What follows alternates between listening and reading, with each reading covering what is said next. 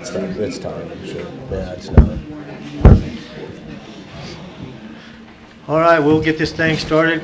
Good morning, everybody. I'm glad that everybody made it. I noticed that there was some donuts over there. If anybody wants a donut, enjoy themselves. So we'll get going here. If Coy, if you'll lead us in a, well, I guess, wait a minute, we're going to do a roll call. Yeah. I'm sorry, I jumped ahead of myself. We have a roll call? Commissioner Matherly? Here? Commissioner Reed? Here. Commissioner Griffin? Here. All right, if we could do the invocation, please. Let us pray. Father God, we thank you, Lord, for this morning, God. We thank you, Father, for our country, Lord God. We thank you, Father, for our forms of government, Lord. We just pray, God, that you watch over this meeting today, Lord, as all three of us commissioners submit ourselves to you, God, and just pray, Father, for wisdom, God, as we handle the items on the agenda, Father. May you just give us discretion as we go through them, Lord, and may the people of Otero County be well represented, Father, through the decisions that we make here.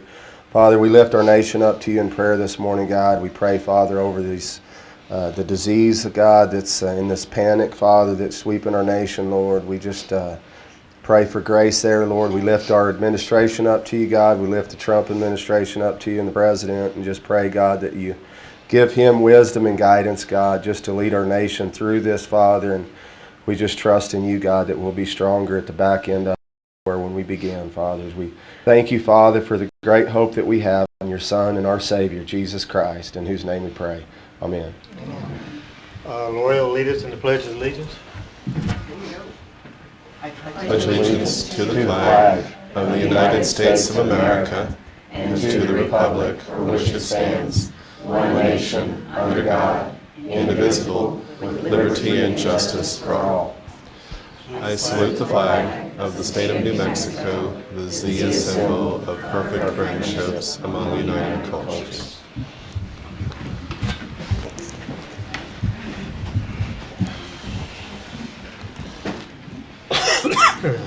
Oh, not that guy. All right. Select approval of the agenda. All the items marked CA will be approved in a single motion. These items are a consent agenda and are considered routine and should not require further discussion.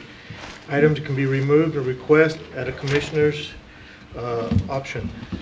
I believe we want to remove item 7. Yeah, I'd like to just a question or two on it. Okay, do we want to go ahead and discuss item 7 real quick so we can do the rest of them at that time? Absolutely. Yes. Item- Go ahead, I'm sorry. Item 7, CA7, request approval of resolution 03-12-20/108-53, a resolution to adopt a snow and ice policy for the county road department, submitted by Mr. Porter, our road superintendent. Would you please explain? Good morning, Commissioners. Good morning, Tom. Otero County Road Department. The road shop has never had an SOP in writing. It's always been a verbal SOP on how we were going to do with storms on snow and ice. What I've done is I've gone through a bunch of high desert communities around the state of New Mexico, Colorado, Montana, California, and put into what they've had in place over years that have worked. And this way, the community will have something to go by on why we're not out on one storm and we are on another. My drivers and y'all will know what we're doing out there on these storms. Okay, because when I read through it, it had a bunch, depending on the type of road it is, the depth of the snow or the ice or whatever would be, depending on what, if you're going to blade or not, or plow or not. The 4-inch, and I think you're talking about the 4-inch snow, on dirt roads, our dirt roads don't freeze, even in the mountains. So we have to leave a cushion in there of a little bit of snow so that we're not blading the gravel off every time we have a snowstorm. Right now, we've got one subdivision up there that a couple of members of the community were complaining that we had left some ice on there. I sent the crew up there, and we got a phone call Monday now that they're sinking in mud, because now the road, all the rock is on the side of the road. Huh. That's not Can you go up there and pull it back across the road? Until next time it snows, and right now it's too muddy to do anything because of all the moisture we've had. It's going to get worse tonight. Yep. Okay. Coy, you, Yeah, on your policy, Tom, on the number 1, the county will not dispatch plows until after the snowfall or wind has stopped. Except in an emergency or other special circumstances or when conditions allow reasonable accomplishments to be made. But I don't know, would you want that in there as far as, I mean, A lot of the problem we have, Commissioner Griffin, and I'll use the Tiburon River Road as a prime example. The Sunspot Highway is the last road the state of New Mexico plows. There's been numerous occasions I've had to send snow plows out, and we can't technically plow our way in on that 16 miles of road to get to our 14 miles of road. So for us to go up there before they've plowed, I'm risking my crew's life and anybody else trying to travel through that snow. yeah. But to say that you're not going to plow anything until the snow stops falling, you know, I mean, you guys, that's whenever you guys need to be plowing those, whenever, you know, whenever it's snowing. If school is running, we're plowing and keeping the roads healthy if school's running, and that goes back to, and it's one of the prime roads that we'll do, school bus routes. We always make sure those are first and foremost on the list. You know, Cloudcroft schools work Tuesday, Wednesday, Thursday, Friday. Sure. So they don't overlap with us, which makes it kind of difficult at times also. Sure. But for us to go up on a 6-inch snowstorm and try and plow it halfway through and then go back again and plow it again, it's not cost effective for the county or the people of the county. Yeah.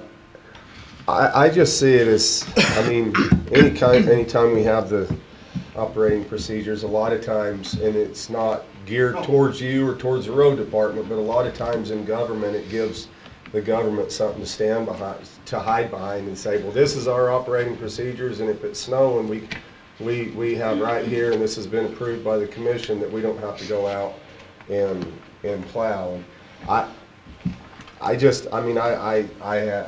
struggle a little bit with that, you know. I mean, I don't see what necessarily the relevance in having that line in there. The county will not dispatch plows until after the snowfall or wind has stopped.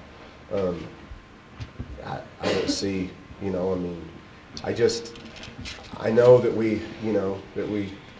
the citizens have to be guarded a lot of times from standard operating procedures where the government can just say, this is our procedures, and the wind's blowing today, so we're not going to go plow anybody's road, you know. I would hope that this would really be a common sense decision And it is. You know. versus, no, I'm not doing this. I mean, I understand a little bit of that. Normally, our snows here are very pretty short and sweet, and you only get a couple inches. Now, granted, up in the mountains, you get more than that, but I do understand if you go and cut the snow right away and it comes back and dumps 6 more inches an hour after you just bladed it, you're kind of wasting your time. But if emergency vehicle or something had to get out of there, I can understand a few points to where I would hope it would be a common sense And we've decision. actually done that last winter when we had that 2-foot snowstorm. We actually, you know, were out there during the storm because it was accumulating so fast we couldn't wait. One other thing that I saw in here when I read through it, Tom, is on the hours of operation on the back side of it, about how therefore most routes will not have coverage between 5 o'clock p.m. and 5 o'clock a.m. In regards to the previous text. But again, a lot of times it seems like the procedures will give us something to hide behind, where we can say, well, this is our procedure right here, and we're not, you know, this was a resolution that the commission board passed, and then now we're hanging our hats on it, and I just feel like we don't want to limit ourselves to the times or the conditions of getting snow off roads. You know, if the roads need snow taken off of them, as Gerald mentioned, I believe that it should be more just common sense and the discernment of the road shop supervisor and that responsibility should lie on you and your decision without necessarily even really needing a standard operating procedure. Other than being able to present this to the public. And that's the whole reason. The hours of operation, it's a dual-fold thing. One, we don't have the personnel like the state DOT has to run a 24-hour plow. Two, it's a safety issue. You know, a lot of what we're plowing versus what the state's plowing, subdivisions, being in there at night, as tight as some of those roads are, we can't safely mitigate those roads. But again, that's in my position. That's where the confidence that we have in you, your position, your discernment, and your calling. You know, and we'll support you through the decisions that you make, and we'll go to war with you against the public and say, look, we got the right man in there, unless things go south and you're not taking care of doing your job, and then we'll get Pamela to talk to you. But yeah, I myself, I'd rather instead of necessarily having the standard operating procedure, I'd just rather have confidence in you and your discretion, your discernment, and I wonder if this can be reworded. You know what I mean? Just a little bit to maybe not have it be a negative, but turn it to a positive. Snowplows will be deployed after blah blah blah, instead of they're not going to be deployed until after. Because typically when you put a sentence in the negative, then everybody's like, what are you doing? So just an observation from writing a bunch of things, and that might help. Tom, the hour is also 5 p.m. A lot of people that are in the mountain area that say work at the base, 5 p.m. is a major travel, get home time for them. I think if we had to have that in there, if it went to a 6 o'clock or something like that, at least it would be. And that goes along with the reason we were doing the cutoff at 5. That way, we've cleared as much as we're going to get done before that traffic hits. And if we're out there, well, traffic is trying to get home. Now we have snowplows and commuter traffic. If we're pulling off the road at 5 o'clock, they're coming in right behind us. I'd rather follow one in than have to. Amen. yeah, I don't know. I know that we need policy. I know we need operating procedures, but I'd like to maybe just see you set that yourself through the shop, Well, and that's what we've done for years. To kind of cover your tail, though, I can understand why you would need this. Mm-hmm. Because it's such a litigious society anymore that if you don't have something in writing that you can show them, this is the policy, Mm-hmm. and I followed policy, then you open yourself and the county up for a lawsuit if there's somebody who's dissatisfied with the service. So. Commissioners, if I may, we actually have requests from the public wanting to see the written policy based on the responses he has given. So this is a request by the public to see the written policy. Well, one thing for sure about it, if you have a policy and it has a time when the blades stop, everybody knows that lives in the mountains when they're trying to get home. Mm-hmm.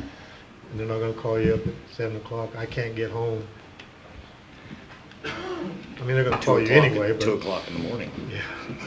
But there is something that would be stating that. Mm-hmm. And that was the big thing with the 5 o'clock. We've plowed, we've salted right up to 5 o'clock. Commuter traffic is coming home at 5 o'clock. We've already basically escorted the school buses in, and it's happened on numerous occasions on the Tiburon Highway. The buses are right behind the snowplows going in. Commuter traffic, as soon as we're coming out, commuter traffic's going in.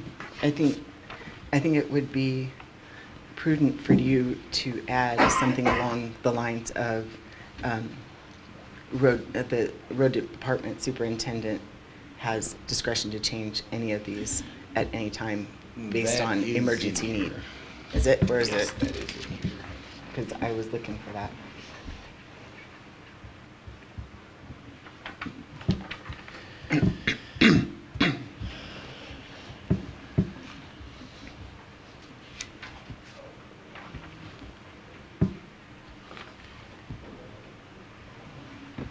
I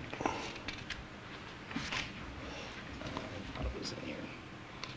Yeah, I didn't see it, but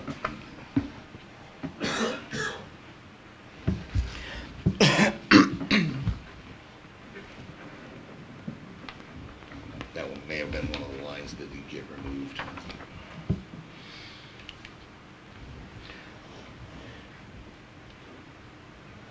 Actually, that is dispatching snowplows. The decision to plow sand will be made by the road superintendent or foreman based on the following guidelines.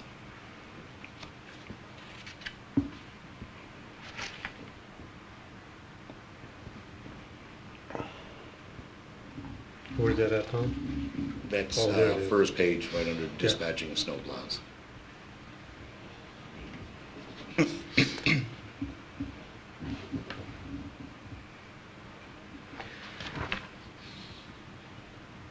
So, you wanting anything added to this? I just did this sentence, which I think is going to be huge for you, is changes to this standard operating procedure are at the discretion of the road shop superintendent based on case-by-case basis. So I think that will probably help in the event that you have some odd storm come through that you are going to, you have to do something really different than what you've got down there, then the community understands that you're just looking out for the best interest. Because technically, we are still cleaning up after this last snowstorm. We're still cleaning up from that storm. We lost a lot of trees up in the mountains, Yep. and that's, still part of the storm, basically. Yeah. Commissioner Griffin, you want anything Well, taken yeah, out or added? I'd like it as vague and general as we can make it, and I just say that just to give you more room to make decisions. I don't want to see your hands or you or this policy be used against you by somebody coming in saying, well, you're breaking your policy right here, whenever all you're trying to do is what's best for the people of the county. I mean, the policies can be used against you too. Understood. So I would rather see it more, I'd rather see it vague and general, which will allow you to operate more under your discretion instead of underneath a policy. Well, it pretty much says he has full on his decision. You could probably in that first one just Based take on out the word following not guidelines, and the and word so until. Your decision is In that based. number one, item number one.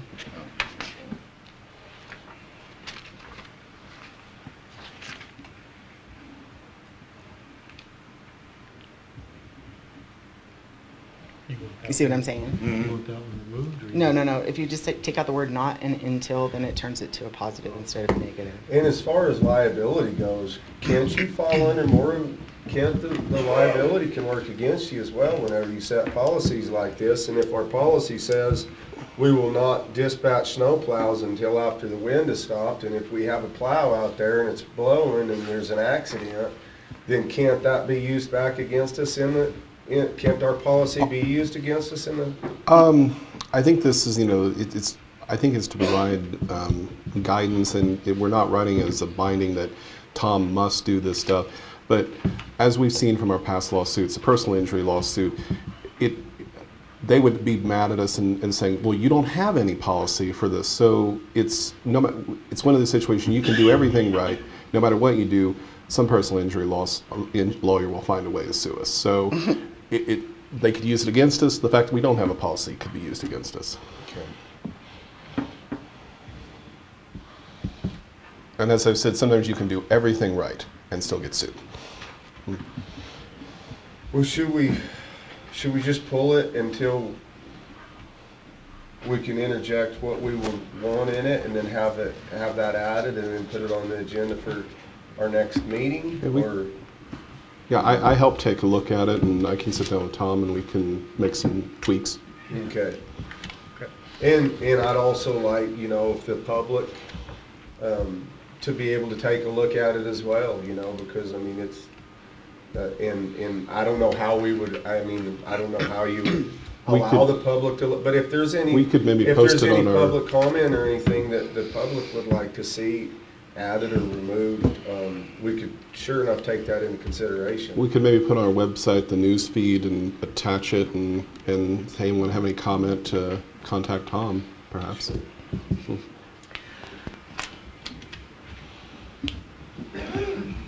All right, so can I make a motion to table this until further, So next month's meeting. to our next meeting, until the changes made to the policy? Can I have a second? I'd second that motion. Just- All in favor? Aye. Aye. Aye. Thank you. Thanks, Tom.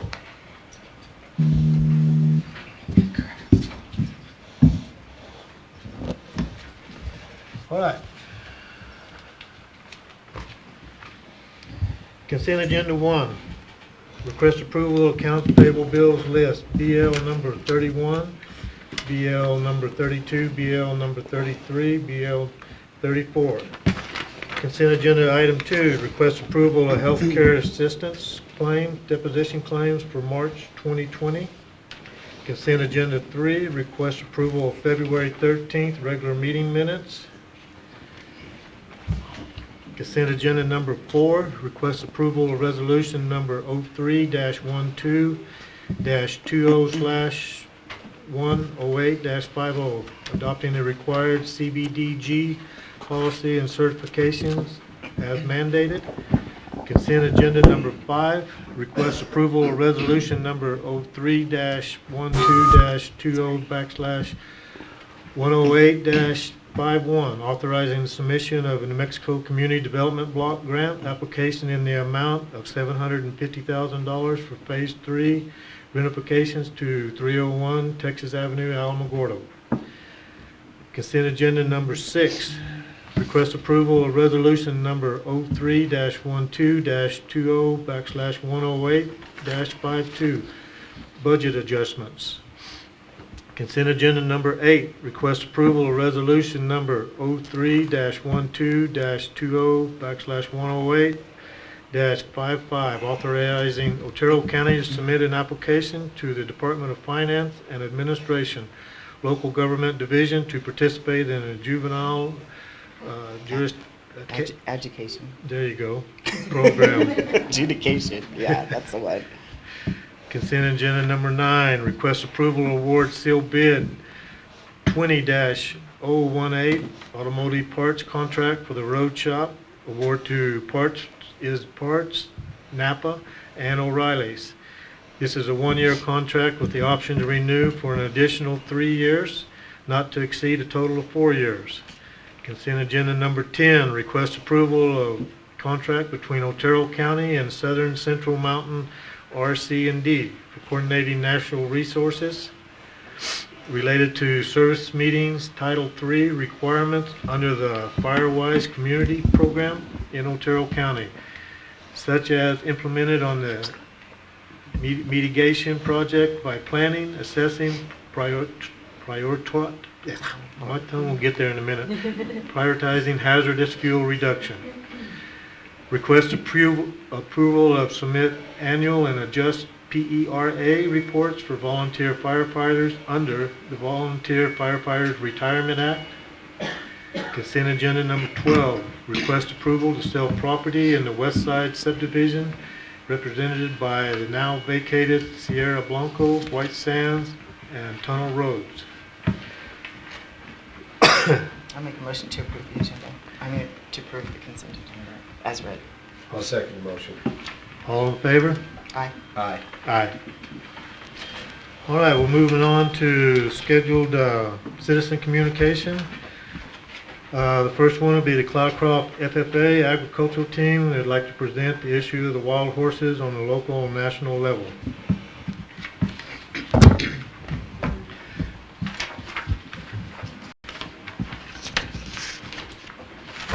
morning. I'm Joni Watson, and I am the ag teacher, FFA advisor in Cloudcroft. And some of you might find it unusual that FFA is here and there are no blue corduroy jackets in the room. It's because these are acting as a position on the wild horses. So I would like you to keep in mind that, first of all, this is the first time to present this, and secondly, what they have to say may or may not be their personal beliefs. They are portraying the issue. The goal of Ag Issues Forum Career Development event is to stimulate the study of interest in agriculture issues among agriculture students and to educate the public. So this is a contest that we're newly getting into. The second year we're going with this. And they are required to do 3 to 5 forums. So this would be our first forum before June. And then the contest itself is in June, and they present in contest style against other schools from across the state. So this is their first go at it. Welcome.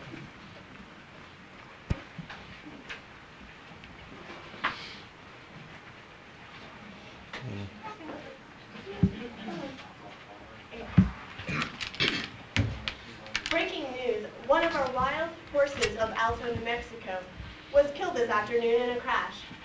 The horse was killed by a car who was apparently not even speeding.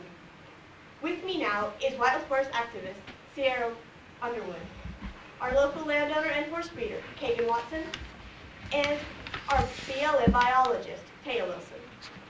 Sierra, as one of the leading activists in the Alto area for the horses, what is your reaction to learning that one of the horses you were fighting for has been killed? I cannot believe that Star has been killed. Star was an amazing horse that I love to see with his herd. These horses are beautiful and majestic. They are a cultural icon and a symbol of the local heritage for our area, having been part of the Mescalero Apache territory years ago.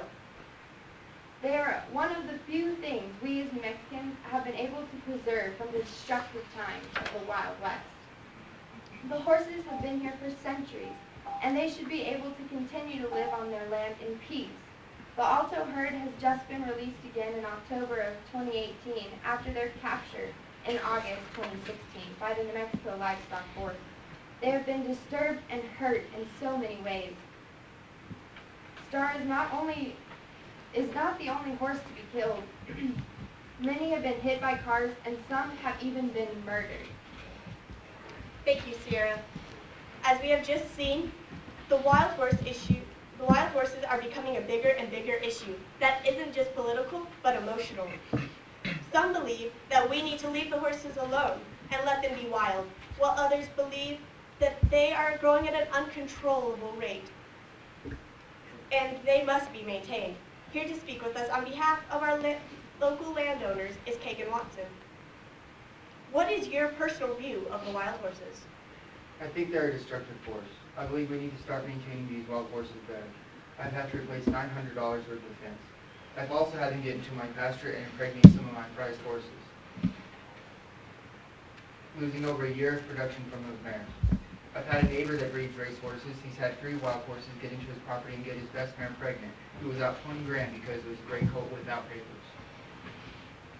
You and your local landowners have lost a lot of money from horses destroying fences and impregnating prized mares. What do you believe will help maintain the wild horses? They're way overpopulated and need to be dealt with accordingly. The BLM is trying to maintain some of the populations by capturing and selling them, but this can only do so much. It is up to the authorities to figure out the large-scale solution. On the local level, we will have to adapt and spend a lot of money to build taller, stronger fences, keeping our mares in the barn at night, and some of us will have to take population management into our own hands, or the government better pay up for my fence damage. Thank you, Kagan. With this knowledge of what the landowners must deal with on a daily basis, it seems cruel at first for killing horses. But if you look to their efforts and the stress caused by the horses, their actions can almost be justified. Our next guest is BLM biologist Taya Wilson. Some wild horse advocates will argue that the horses are thriving in their environment and we should not disturb them. What is your professional standpoint? The wild horse advocates do have a point. The horse populations are thriving and multiplying in their environment with no natural predators. But they are thriving so much that they are using all their resources and pushing other species and weaker horses herds out. Our research shows the ideal number of wild horses and burros on America's ranges is about 27,000, but in 2018 there were about 82,000. Every herd management area on the rangeland is overpopulated by 100% to 1,500%. Professionally, it is very obvious that the wild horses need to be managed. In this nature management, the BLM has been rounding up the horses and putting them in holding pens, waiting to be adopted or sent to slaughter. Some of the pro-horse activists have adopted these horses to save them from slaughter. They hope to treat them as a pet or joyride horse, possibly even for children. Some others, like Texas A&M alumni Ben Masters, have taken to adopting them as workhorses. In Masters' documentary, Unbranded, he and his friends trained and his adopted Mustangs and took them on a trail ride from Mexico to Canada. They hoped to show the value of these horses through their documentary. Do you think adoption for a cheap, good workhorse or friendly companion would help decrease the number of horses in holding pens? I don't believe that we can adopt all the overpopulated horses. Many of the people who adopt the horses are ranchers looking for a good horse, but the others are often ignorant parents trying to get horse for their son or daughter. These horses are good for working, but they still need a steady hand at the reins because they are wild. Adoption can help reduce the number of horses in holding pens, but they can only do so much to solve our population problem. I think there can be a compromise to find a place where the horses live alongside humans. Right now, we are taking the land that was the horses first. The farmers and ranchers of the area are saying that because they have put up a fence and signed a paper, it should give them the right to say the horses don't belong on their native land and call them the invader. The truth is that our property boundaries are non-existent to the horse herds. The BLM will say that the horses are overpopulated on BLM land. However, their land is the only safe territory for the horses. The ranchers run the horses out of perfectly good land that the horses could spread out over and decrease the density on BLM land. New Mexico has only 42% public land and 53% private. I wouldn't call this a population problem of the horses. I would call it a density problem. I agree. We do have a density problem. There isn't the land for the amount of horses we have. But to say that we're pushing them out of their native land isn't right. About 11,000 years ago, the only horses native to North America went extinct. It was only in 1519 that horses were reintroduced to the continent by Spanish conquest. The land is just as much our land as it is theirs. It was during the migration of people to North America that the horses came. I have the right to keep them off my property. The BLM does agree that livestock owners should be allowed to protect their livestock and defend their land from being destroyed. We are taking some measures to help the ranchers hold their ground against the horses coming onto their land. In places where the horses issue is severe, like Nevada, we are capturing herds of horses, keeping some in holding pens. Some are relocated, and some mares are given a shot to make them infertile for 1 to 2 years. They are then released immediately after they've been given their infertility shot. This should slow the rapid growth of horses and decrease the density. With these measures, we might be able to get the population down and help keep the horses off landowners' land. You want to keep horses off all landowners' property, but do you realize many landowners actually enjoy the horses? They enjoy seeing the horses on their way to work or school. It gives them something to look forward to in the morning and evening. Our Cloudcroft Chamber of Commerce has even made some Facebook posts regarding the horses moving in closer to Cloudcroft. There is joy that keeps brought from seeing the wild horses, just like any wild animal. But there are people who put them in danger with their love. They try to feed and pet them. This is very dangerous because they become adapted to humans and are willing to move closer to private property and roads. It also puts the people in danger because if a stud or mare with a young colt, they could attack.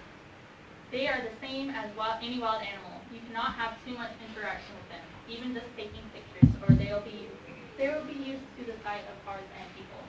They're just like our local wildlife. Why do the same rules not apply to them? I had a problem with the number of private land elk tags I was getting, so I called the Game and Fish. They told me if there was a nuisance, and were destroying my private land, then I could shoot them and leave them lying.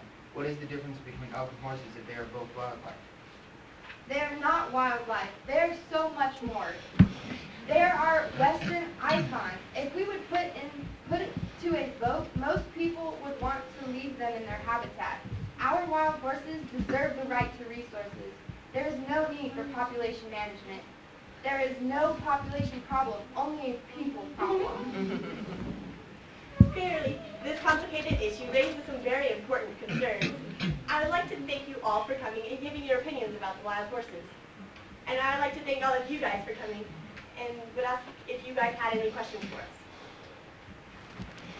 I do. Imagine that.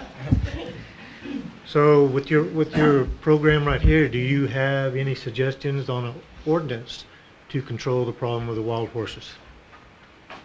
So in our events, we are not allowed to come up with a solution. We have to come up with ideas of what could happen, but we are not allowed to voice our solution. So we have to keep our opinions and kind of to ourselves on what needs to be done. Okay. Some of them, we think that a lot of the smaller things like the fertility shot and the adoption are small problems, like small solutions that we could eventually be used to completely control the horses, but we don't necessarily have a true, full, large-scale solution. Okay. So do you feel that the Forest Service program, now should be a yes or no question, not an opinion. Do you feel the Forest Service program where they were trying to capture the wild horses and take them to the sale has helped? And is that program still in effect? Personally, I don't know if it's in effect. I just don't know. But I feel it did help a little. if anyone has drove down 244 at night from Cloudcroft to Mescalero, we can all see that the horse problem is very evident. So, in my opinion, I would say no. Well, that's a lot of Mescalero, that's the reservation Correct. issue there with, but as far as on forest land and it is still county land, but that's a tough one right there with the reservation. Yes, very. I appreciate you guys giving attention to it because it is a problem. And as you go forward and as you discuss the issues of wild horses, I think that the basis of everything has to is defined on what you would necessarily consider wild. You know, if some of y'all might have horses, and if one of your horses gets out and starts running with a herd of these horses up there, would you then classify your horse as being a wild horse? Because the way I see it is horses are feral animals, they're domestic animals. You have horses that can get out and run up in the mountains and they can intermix and interbreed with these horses that are deemed wild horses. But in all reality, horses are a different animal than a deer or an elk or a javelina, or, you know, those are wild animals. Horses are in the same classification as a cow or a pig, and you know, and we have feral pigs. You don't see many groups going out to protect the wild pigs. You know, they're viewed as feral pigs, and I think that, you know, I mean, and again, horses, unlike deer or elk, you have to have maintenance with them. You know, you have to maintain them. You have to maintain their feet. You have to maintain their teeth. You have to give them their shots. And so I applaud you guys for taking this issue on, and I just encourage you to, as you have these discussions with people, to really have it set in your heart on what you view the horse as. Do you look at it like a deer or an elk, or do you look at it like a domestic animal, you know, that can go wild, just as, you know, we know dogs can go wild. You know, if dogs get loose and they start running in packs, they can be wild and unmanageable, but that doesn't, just because they get loose and run in packs, doesn't classify them as a wild animal. Thank you. You betcha. Can I just get a picture of you guys, maybe if you stand behind the commission? And then we can get it. Would you like to be in the picture?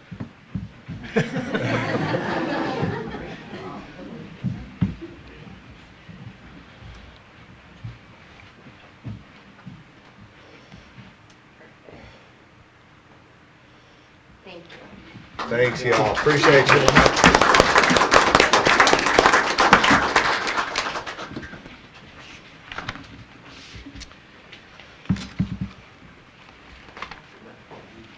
Okay, going to item number 5, agenda, We got piano. that's on agenda number 14. We have one gentleman in the audience from P&M, Paul, excuse me if I don't sound it, Royalty? Royalty. Royalty, well, it's just like it sounds then.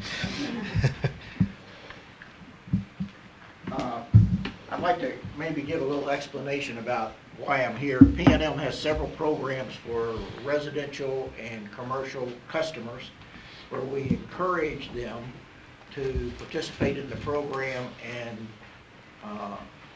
to save energy.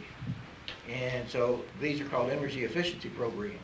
And those programs, we actually spend a lot of money. This past year, just on the commercial side, we spent a little over $5 million, all right, in incentives to customers.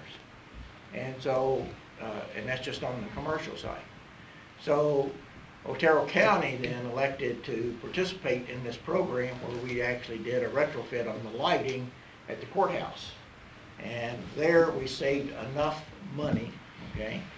We saved enough energy, which was about 96,000 kWh, and which doesn't mean, kWh doesn't mean anything to most people, all right?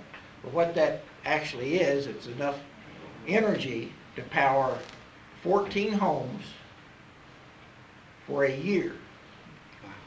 But the measures that we put in at the courthouse, the lighting that we put in, will last 10 to 12 years.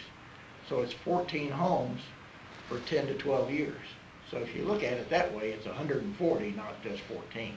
So it's that way. And what it amounts to is then what we're saving the county, okay, is somewhere in the neighborhood of $10,000 in, by doing that retrofit, $10,000 in costs for you that you don't have to pay P&M, okay?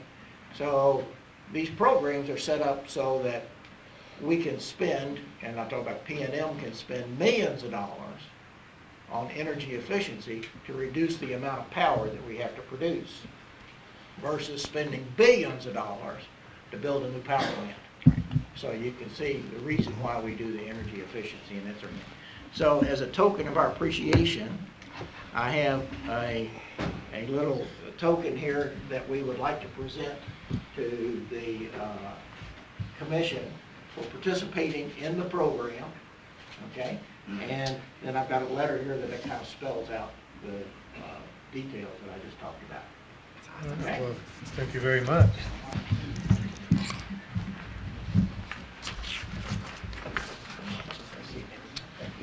Thank you very much for participating. Thank you. All right. So if you want to, just do this. We'll do this.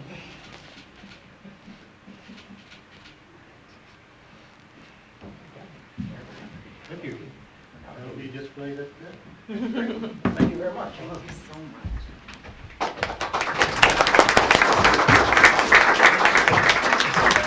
That was me.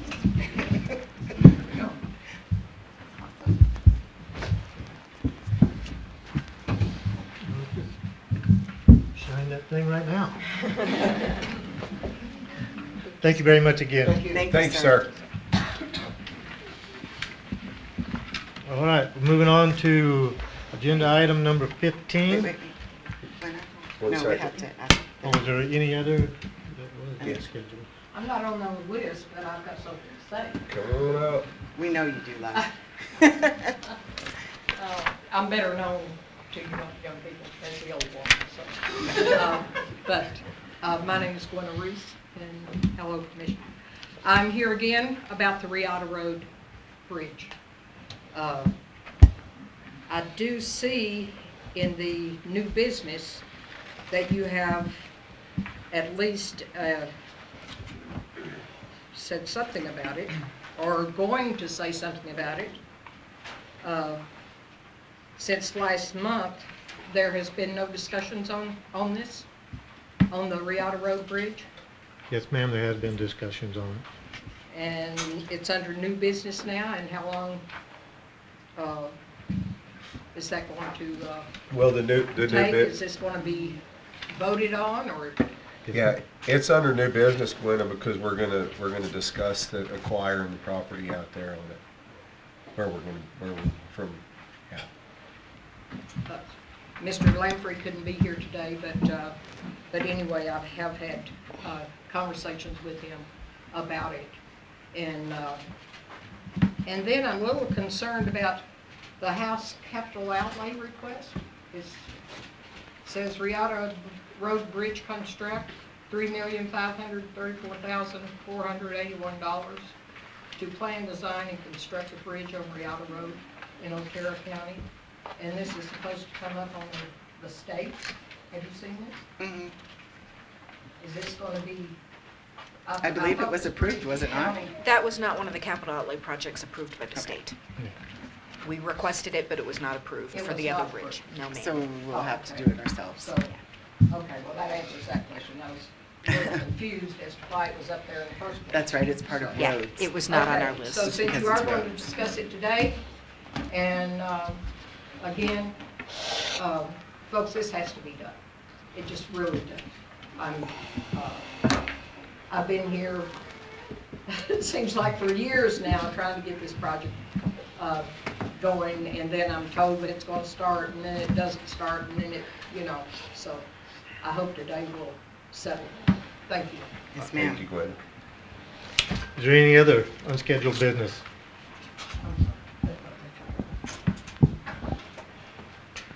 Okay. Now we can move on to agenda item number 15. All right, agenda item number 15, request approval of resolution number 03-12-20/10854. Resolution to acquire property on the Riata Road. I'd like to open this for discussion. I'll start.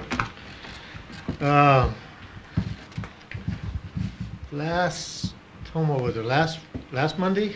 Two Mondays ago. 2 Mondays ago, myself, Tom Porter, and Trent Parker, the project manager for all the construction sites, we went out to Riata, the low water crossing right now, the future bridge. We looked around, we had the maps, we had the plans for constructions, we observed the staking that would be the areas of construction. And in my opinion, from what we've looked at, I do not feel we need to purchase that property. One other reason on that also, if you look at the appraisal on that, from what the gentleman is asking for his property, he's asking $17,000 and some dollars. The appraisal on it has come in at $4,400. So it's very much way over budgeted. Another reason I don't feel we should purchase this, because the amount of the construction area where we are going to be working is minimal on his property. What is going to happen, it's actually going to improve what little bit that we do get onto his edge of his property along that ditch. His concerns with the columns on the bridge, the columns on those bridges are at a spacing of 51 or 57 feet. 57 feet apart, which are going, and they're not going to be in the center of the ditch. They're going to be out away from the center, out of the main water flow. So I don't feel that that's going to be an issue. With any issues that would happen right there will be at the railroad trestle.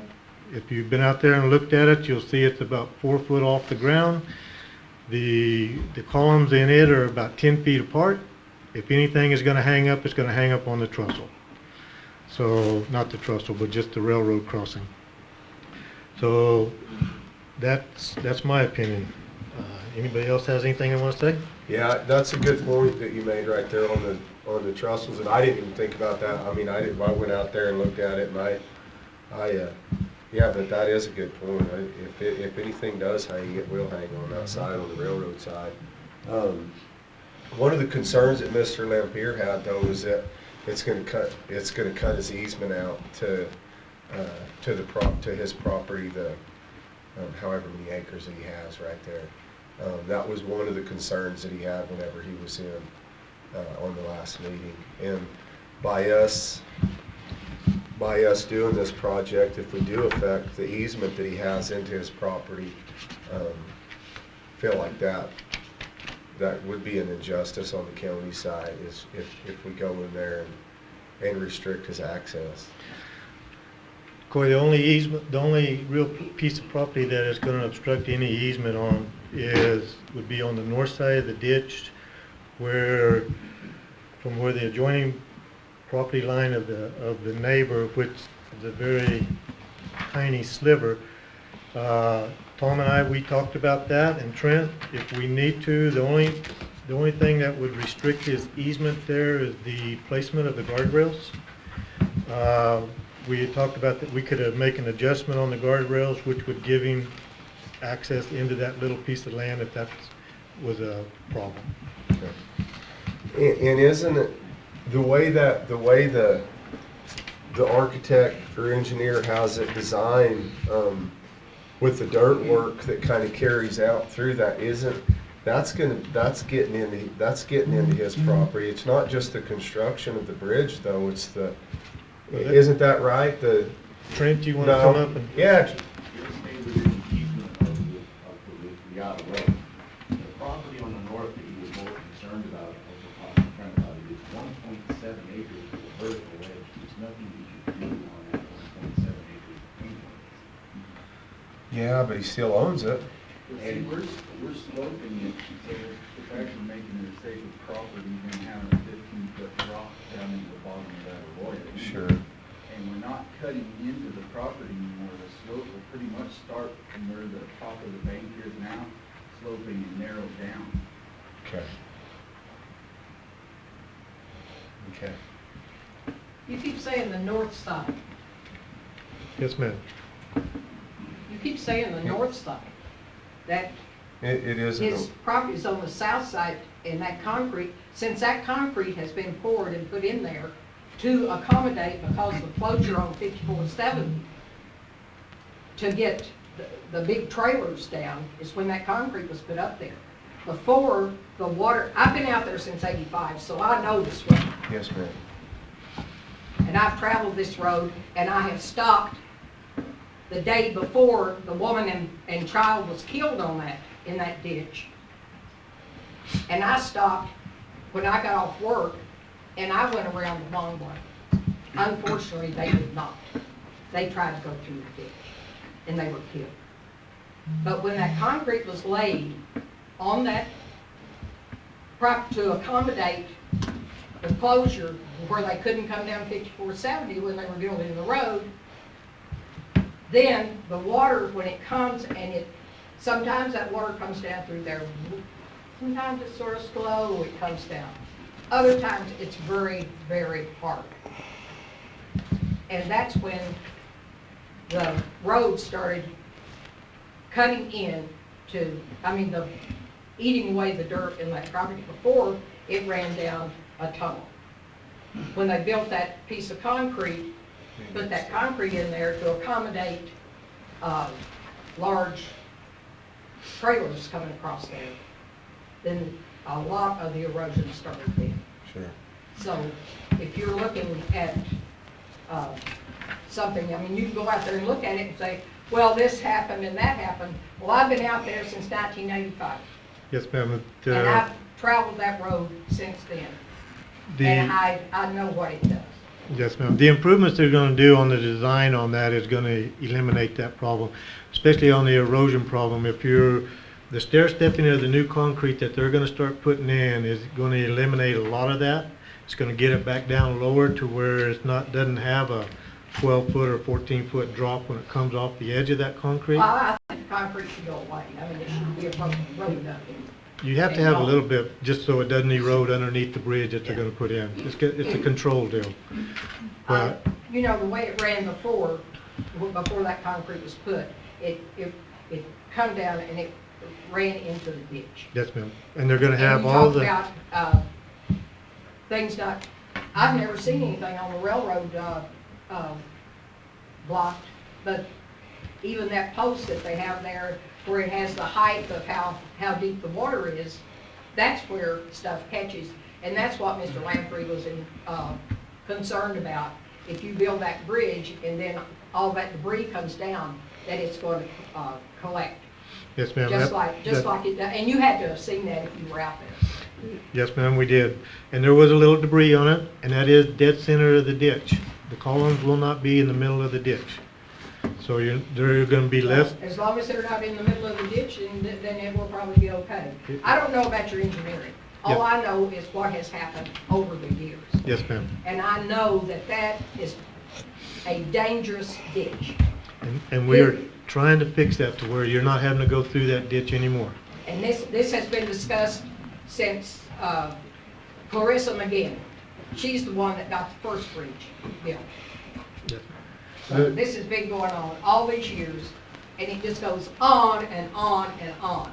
And that's probably my biggest concern is if we don't make a move on it and we don't acquire the property, then what? Then we just go back into the courts, because Mr. Lampier was very clear the last time he was here that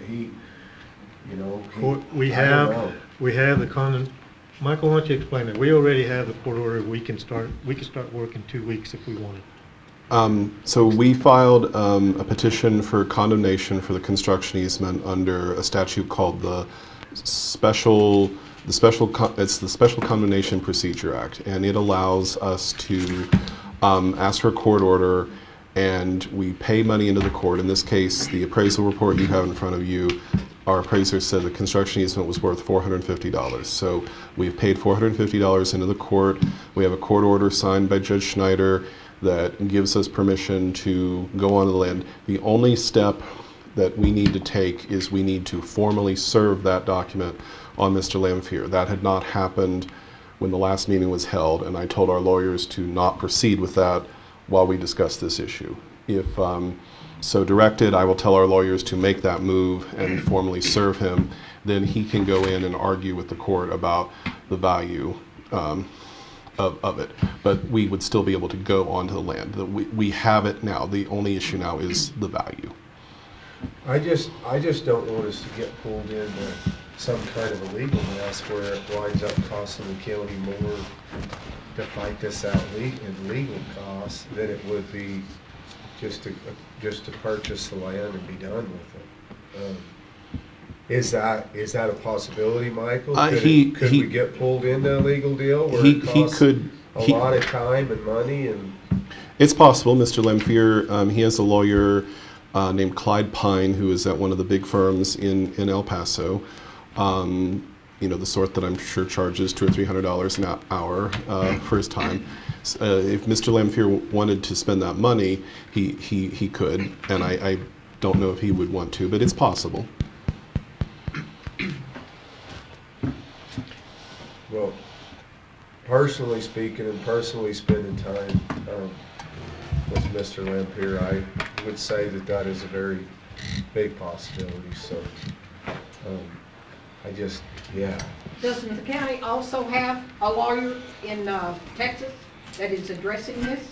Our lawyers in Las Cruces, they are handling this for us. Yes. They are not here. So how much is the county paying another lawyer outside of yourself on this issue? I would have to look at the bills, but it's been a few $1,000s for the legal fees, the appraisal, which we had to get under the statute. That cost $3,000 or $4,000. So we have spent money on our side as well already. Lamprey one thing is that once they get the land, they pay him 400 and whatever it was, and then they will give the land back to him. Okay, that would make him responsible for anything that they put in there. He would be responsible for maintaining that. What he wants to do is, if you take the land, you keep the land, you put all the improvements on there, and the county maintains the land. And I think that is fair. Because if more erosion starts, is he going to be responsible for the what they put in there? He will if they turn the land back to him. Well, Michael, being that's the county is paying for this bridge to be built, we will be responsible for maintenance on the bridge, the riprap in that county, the county has done, correct? That's my understanding. From my understanding, looking at the plans and discussing with Trent, that we aren't, except for that, I want to call it landscaping, that's not the right word for it, that none of the permanent structures are on Lamphier's property outside the highway. And Trent can correct me if I've misspoken on that. So, it was my understanding that none of the permanent structures like the bridge were outside of like the highway. Very minimal. We're within the county easement with Okay. the majority of it, except for the riprap. The riprap is just to keep the edge of the concrete from eroding when the water disperses past the concrete. Now, Gwen, there's no way that the county can be responsible for 5 or 6 miles down that ditch, whatever water does down there. I understand that. That is not the problem on the land. The problem on the land where all the erosion took place is right there where that piece of concrete was poured. And again, I think the concrete should be done away with, period. It wasn't there for years, and the flow of the water was down the center of that big ditch. Yeah, there was erosion and whatever, but it stayed in the center of the ditch. When they put that concrete in, then it started cutting off of Mr. Lamprey's land. I didn't know Mr. Lamprey until I thought he was somebody with a piece of land the way it was being presented, and all he was out for was money. And when I wrote him the letter and he responded and then came here last week and talked, he's been going through this since 18. I mean, he has been getting stuff, and all of a sudden, it's like it just happened. Oh, the bridge was going to be built in November, right, Tom?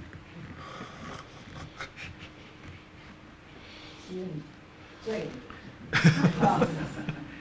So the bridge, we were told that once that highway was clear, that the bridge was going to start, and it was supposed to start being built in November.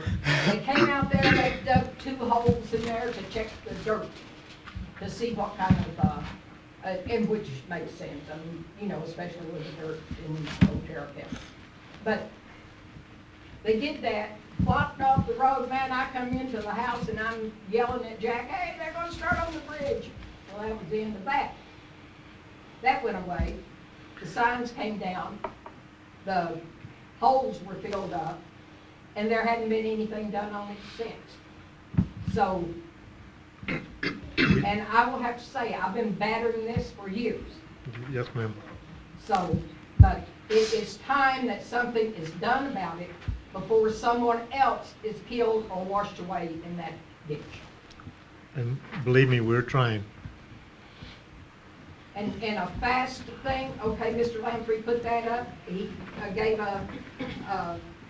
exactly what, with all the legal fees and whatever, is here.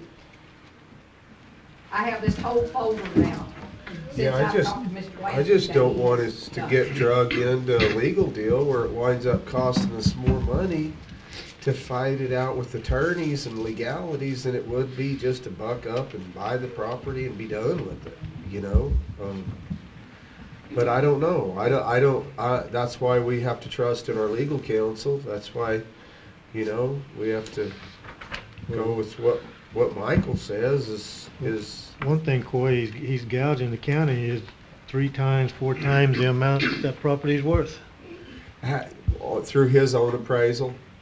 This is appraisal that, This was the appraisal that we contracted for Yeah. in Okay. order for the condemnation process. So those numbers are our numbers. of Well, what the land's maybe worth. we should just counter offer on the deal and just offer him what our appraisal came Doesn't in this, at. And doesn't then, this fall under we can't pay more than appraised value? Like we can't sell a property for less than the appraised value? That was the concern that was raised to me by one of my co-counsel that, and I apologize, at some point I had said there were a lot of hoops to jump through. I was given some bad information. Turns out only certain agencies, and we're not one of them, have to jump through all the hoops to sell property, or excuse me, acquire property.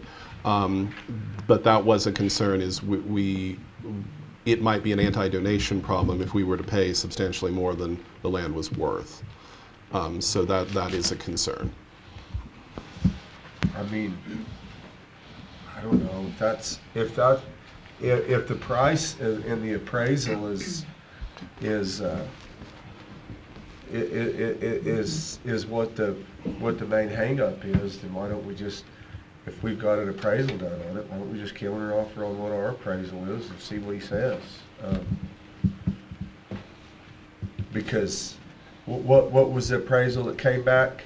I don't want to quote the number because I'll be mistaken. It is in your briefing books, the 40-some appraisal. 4460. Well, and what have you just mentioned, we've already got how many, about 2,000-3,000 in legal Right, fees? the appraisal alone cost like $3,000 or something, right. But, you know, $40-some $100 will get eat up real fast if we, you know, if we do have to get into a legal tangle with him. Laura, you have anything? No, I just, again, with the legal situation, I don't feel that we can actually purchase a property for more than the appraised value. So, because it does, I mean, I would think that it comes with the false right and then with the anti-donation. So, I know this will shock everybody, but I agree with Coy. I think we should counter offer with the appraised value. And just explain our limitations, and you can either take that or we can go to court. I mean, we have to build this bridge for the safety of more than just the landowner in that location, unfortunately. And we're trying to work with them, but it's been a challenge. Any other discussion?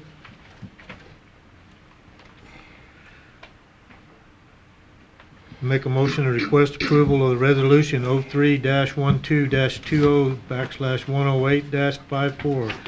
Resolution to acquire the property on Riata Road. Do I have a second? Well, Commissioner, before, the way I wrote it, I didn't say like we would specifically accept the offers presented. It's written giving the county manager authority to negotiate. So you could approve this and then give us direction to say, this is our first offer, that we would like to buy the property, but at the appraised price. So this resolution as written does not accept the offer presented to you. It just says, go ahead and negotiate. That's what my paperwork right here says. Okay, all right, I just wanted to make sure, so, yeah. I just wanted to make it clear that we weren't accepting the offers presented. I'm sorry, so. Because this is a request to either vote. Right, to give us authority to negotiate. But Yes. you can amend it. You can amend the item just to make a motion to acquire the property on a negotiated. Well, no, that's what it says, and you could give us direction. This is what we would like to offer. You know, the appraised price. So I wrote it open to give us room. So. Thank you. I just want to confirm that. So you'd have to amend your motion to. No, you wouldn't need to amend it. You Why just wouldn't give. you? Well, you could just give us oral direction. But if you wanted to put it in there to amend, we offer to acquire at that right. You could do that. I'm sorry. So we're not going to vote on this then, or you're just going to do No, you could vote. If you would like us to move forward to negotiate, Yes, vote on it. That way we have the authority. And if you'd like to put that specifically in there, the appraised price, you can amend, it would be the paragraph under the enacting clause. This would be our first off the appraised value. Okay, we'll just go ahead and vote on this. All right, again, I'll ask for a second. I'll second. All in favor, say aye. Aye. All opposed, say no. No. So So it's voted 2-1. counter. So counter with the appraised value first. I will contact Mr. Lamphier's attorney and pass that on, and I will provide him with a copy of the appraisal so he knows where that number's coming from. Thank you. All right, agenda item number 16. Request approval to authorize Otero County Fair Association to contract and have a pedestrian bridge built at the Otero County Fairgrounds. Like to open this for discussion. Mr. Mashan, would you like to come up and talk? Good morning. How are you doing today? Great. Dean, if you want to come up, you can too, if you got anything to add or take away. Oh yeah, Sheila too. I didn't see Sheila slip in.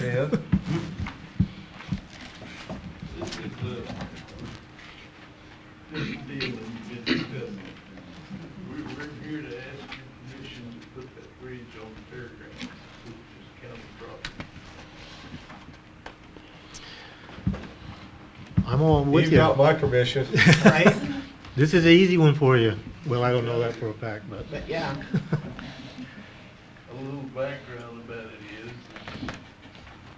we have to, when we have a fair, farmers will cross that arroyo, so that requires it blocking fairground roads and complicated and handicap access is requested and so forth. But Sheila's been in touch with the State University, the engineering department over there, and they have graciously designed the bridge. We've got the design here, and they'd like to get to work on it this spring. But since our lease requires us to ask for permission from the county commission to put in the improvements on the fairground, that's what we're here for. I think You already have a variance from the city, so that, because the other side is theirs. Because you're going across the arroyo, we already have a variance from the city. The next the item, next item will be Next step, it was field trucks go to city, but if you guys didn't want to put the bridge there, the next step is to get permission from the city to cross their arroyo. No, I commend you, Sheila, for doing the legwork to get it done, man. It's gonna add. It'll be a blessing to have that cross there. Where it's such that last year during the fair, having to walk out and having the traffic right there, and it's just a mess. This will be, yeah. I'm sure enough. Support you 110%. You have anything you want to say? No, actually, I've wanted this since we talked about that back lot, got that done. So this is good. All right, I'd like to make a motion to approve. Is there any other discussion on this? I'd like to make a motion of approval to authorize Otero County Fair Association to contract and have the pedestrian bridge built at the Otero County Fairgrounds. I'll second. All in favor, say aye. Aye. Aye. Aye. That's an Thanks, easy y'all. one. Hopefully we'll be able to have a fair this year. Not the coronavirus. Shh, don't put that stuff out there. Crazy. All right, agenda item number 17. Request approval of a hold harmless agreement with the city of Alamogordo for the Fairgrounds Bridge. Open this for discussion. I personally feel that this is a legit deal from the city because they're not having anything to do with the building or engineering of the bridge. if there was a big water flow come through there. I'm sure the engineers have taken that into consideration on any kind of flooding. So I'm personally for that, and I can totally understand the city. So, anybody else have anything? No, let's move on it. Get it going. All right, make a motion to request approval of a hold harmless agreement with the city of Alamogordo for the Fairgrounds Bridge. I'll second. All in favor, say aye. Aye. Aye. Aye. Item number 18, we're going to pull. Thank you, Bill. You guys have a good day. You say going home. Agenda item number 18, we're going to pull and discuss in the executive session, so we'll move straight to item number 19. Let me get into that.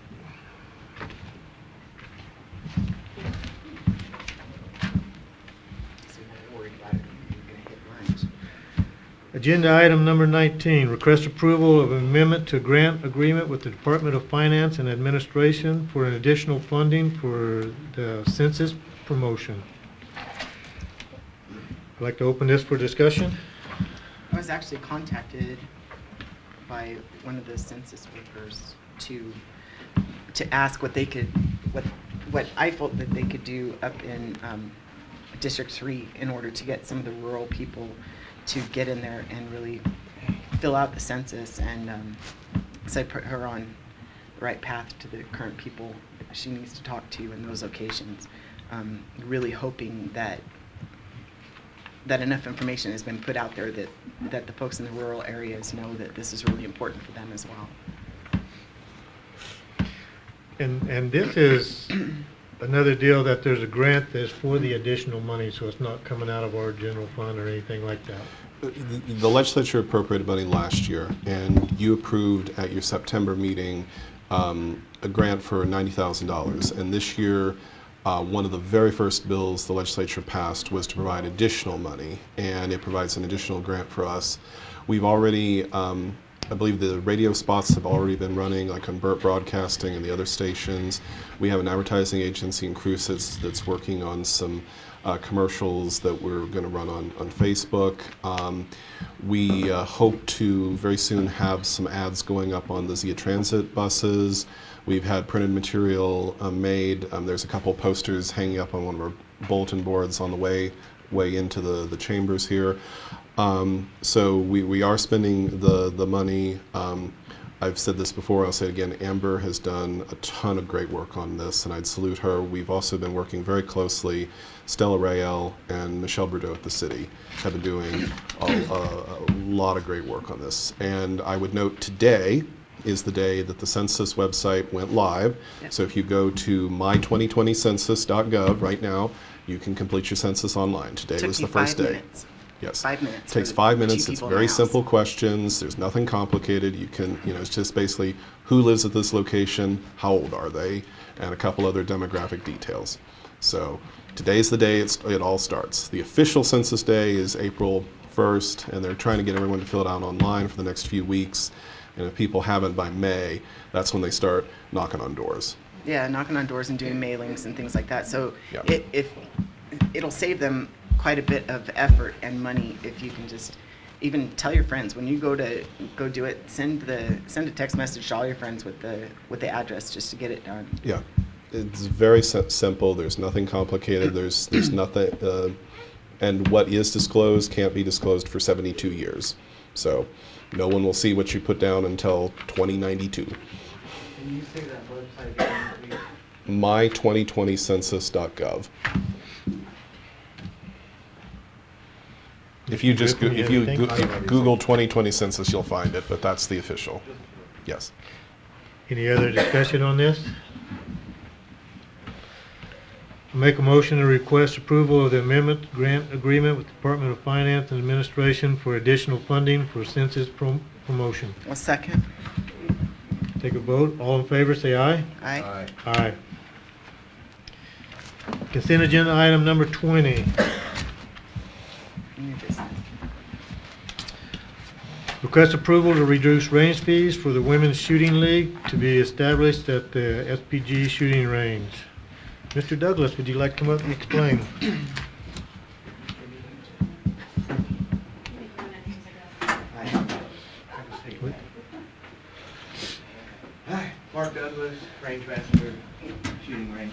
I'd like to introduce Ann Barker.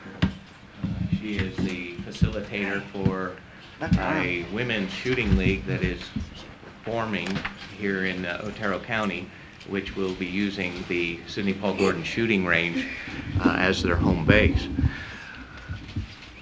What has been requested is a price concession on user fees for this group, which is basically a club.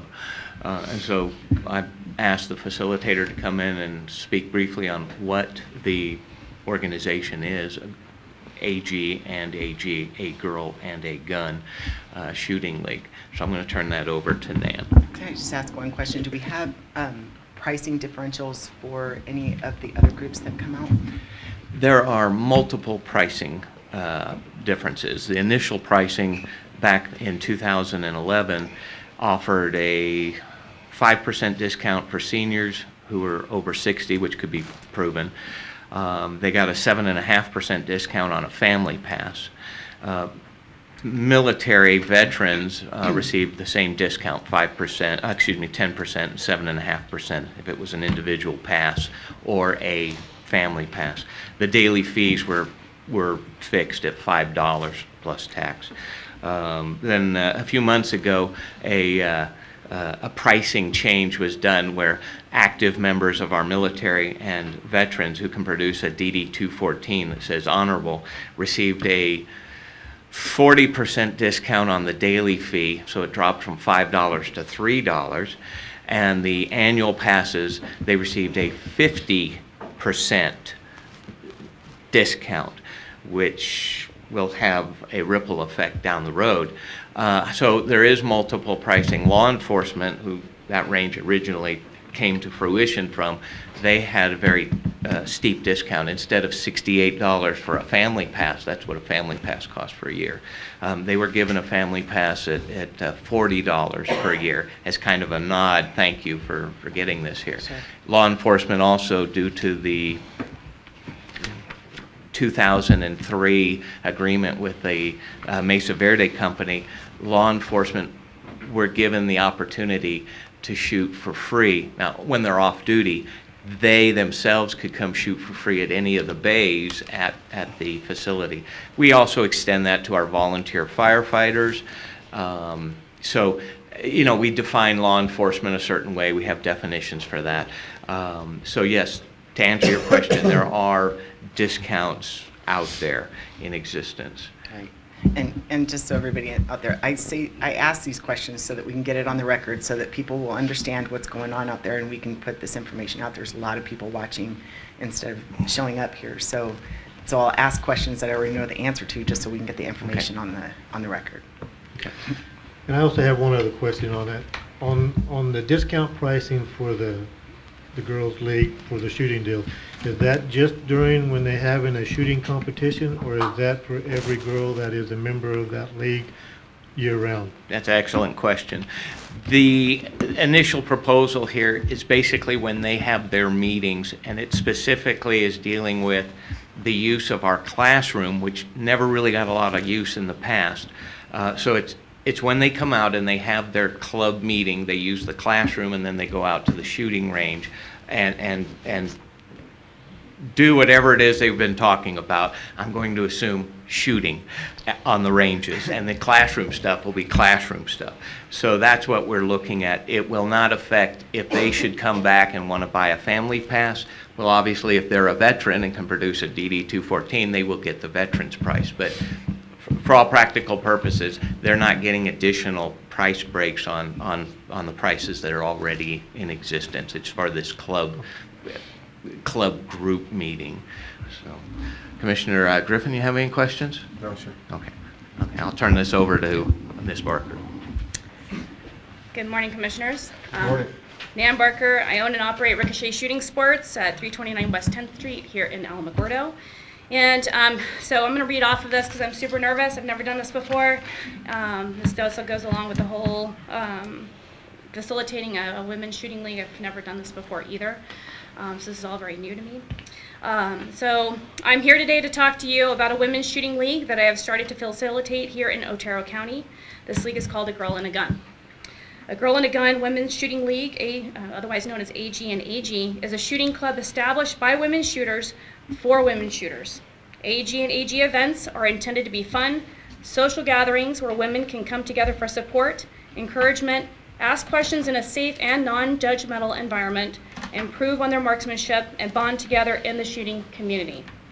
Our goal is to empower, educate, and have fun on and off of the range. AG and AG events have been successful stepping stones for thousands of women across the nation. Please know that we cannot give a formal training class in a casual environment, and that is not our intent.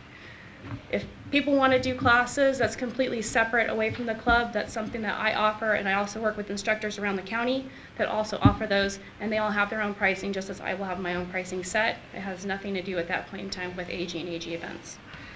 While our mission is to educate women on safe and accurate shooting, our organization is about so much more than shooting. It's about empowerment, support, friendships, fun, self-reliance, and so much more.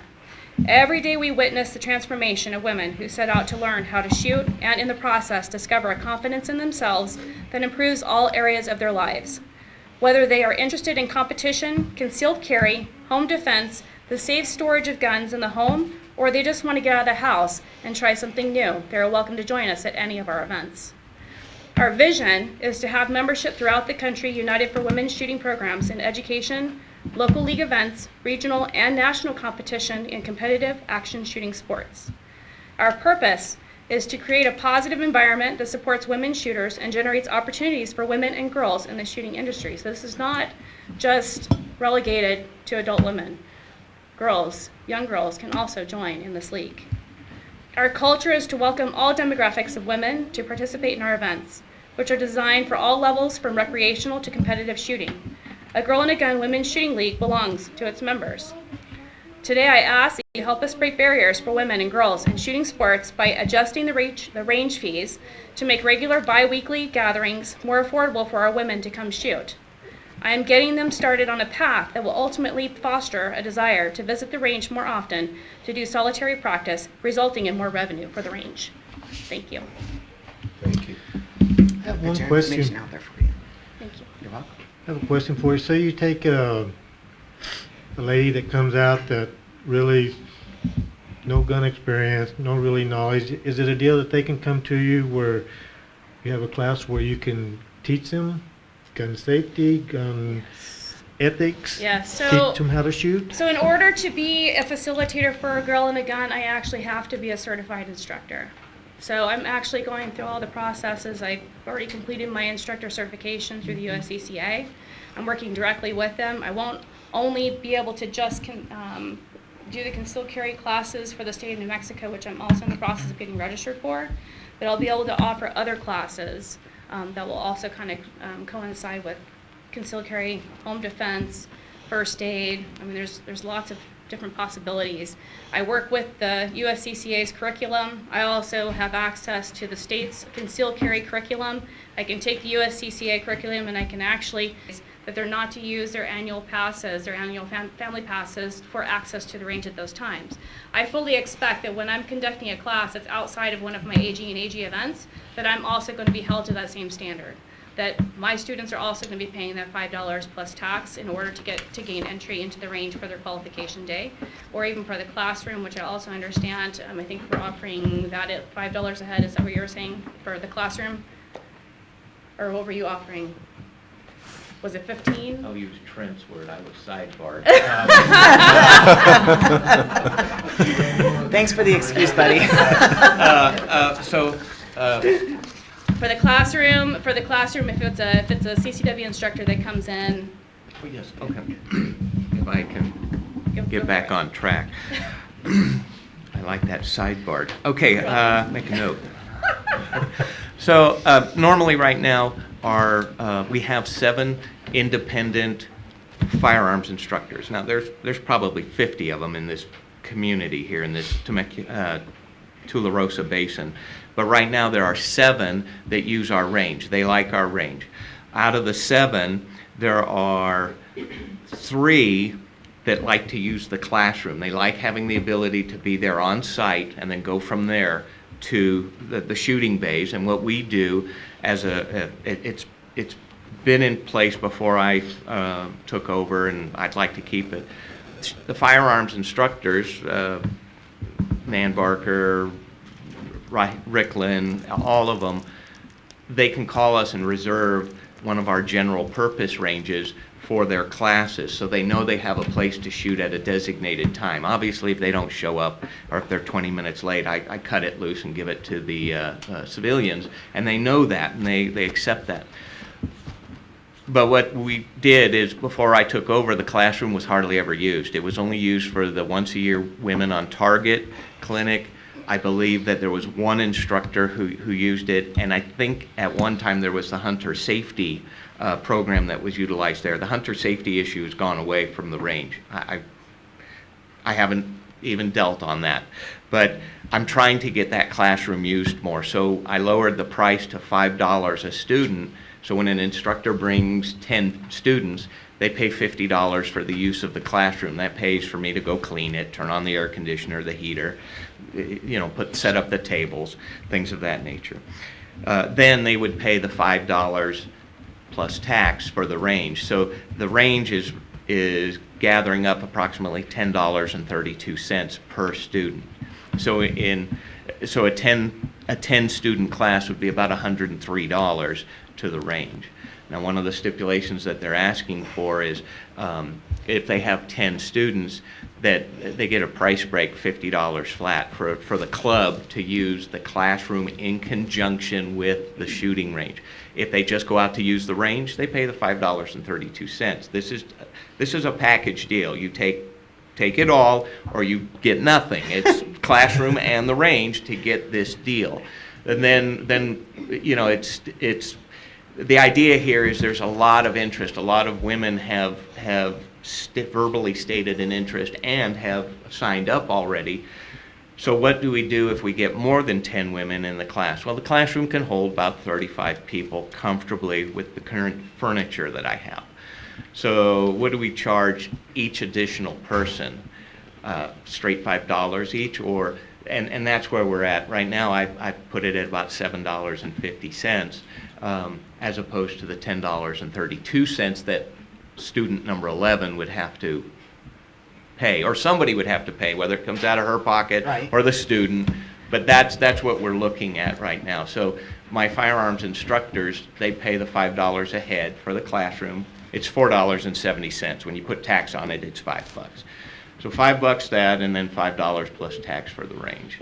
Okay, so that's the pricing for firearms instructors. Now they're doing that, and they're making money off of it, or they should be. That's a business for them. Okay. And out of the 7 firearms instructors, one of them comes out of Albuquerque. They bring 30 to 40 students at a time. In fact, they have so many people that I can't put them in the classroom. They go to a dealership. Wow. Yeah, I could use a bigger building. Oh my goodness. Okay, so, and then the other instructors come out of Las Cruces. A husband and wife team come out of Las Cruces. They're bringing 70% of their business to this range because they like what they see here, the classroom and the range.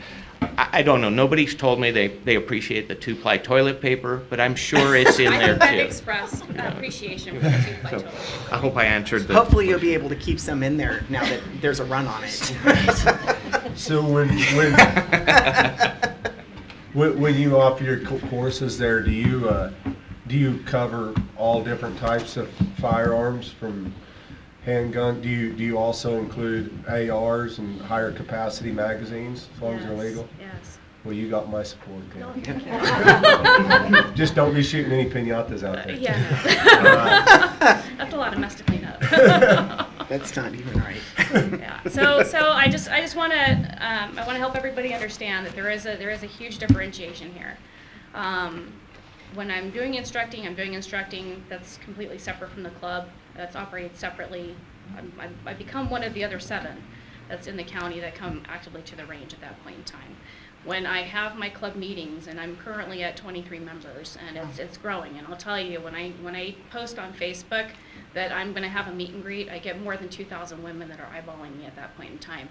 And so I've had 2, and each time I've had at least 20 women show up to each one of those 2 meetings. That's awesome. So Good just for to you. let you know, the membership is going to be growing, and I'm anticipating that I'm going to be having more than 10 women show up to each one of these events, which I'm looking to hold twice a month.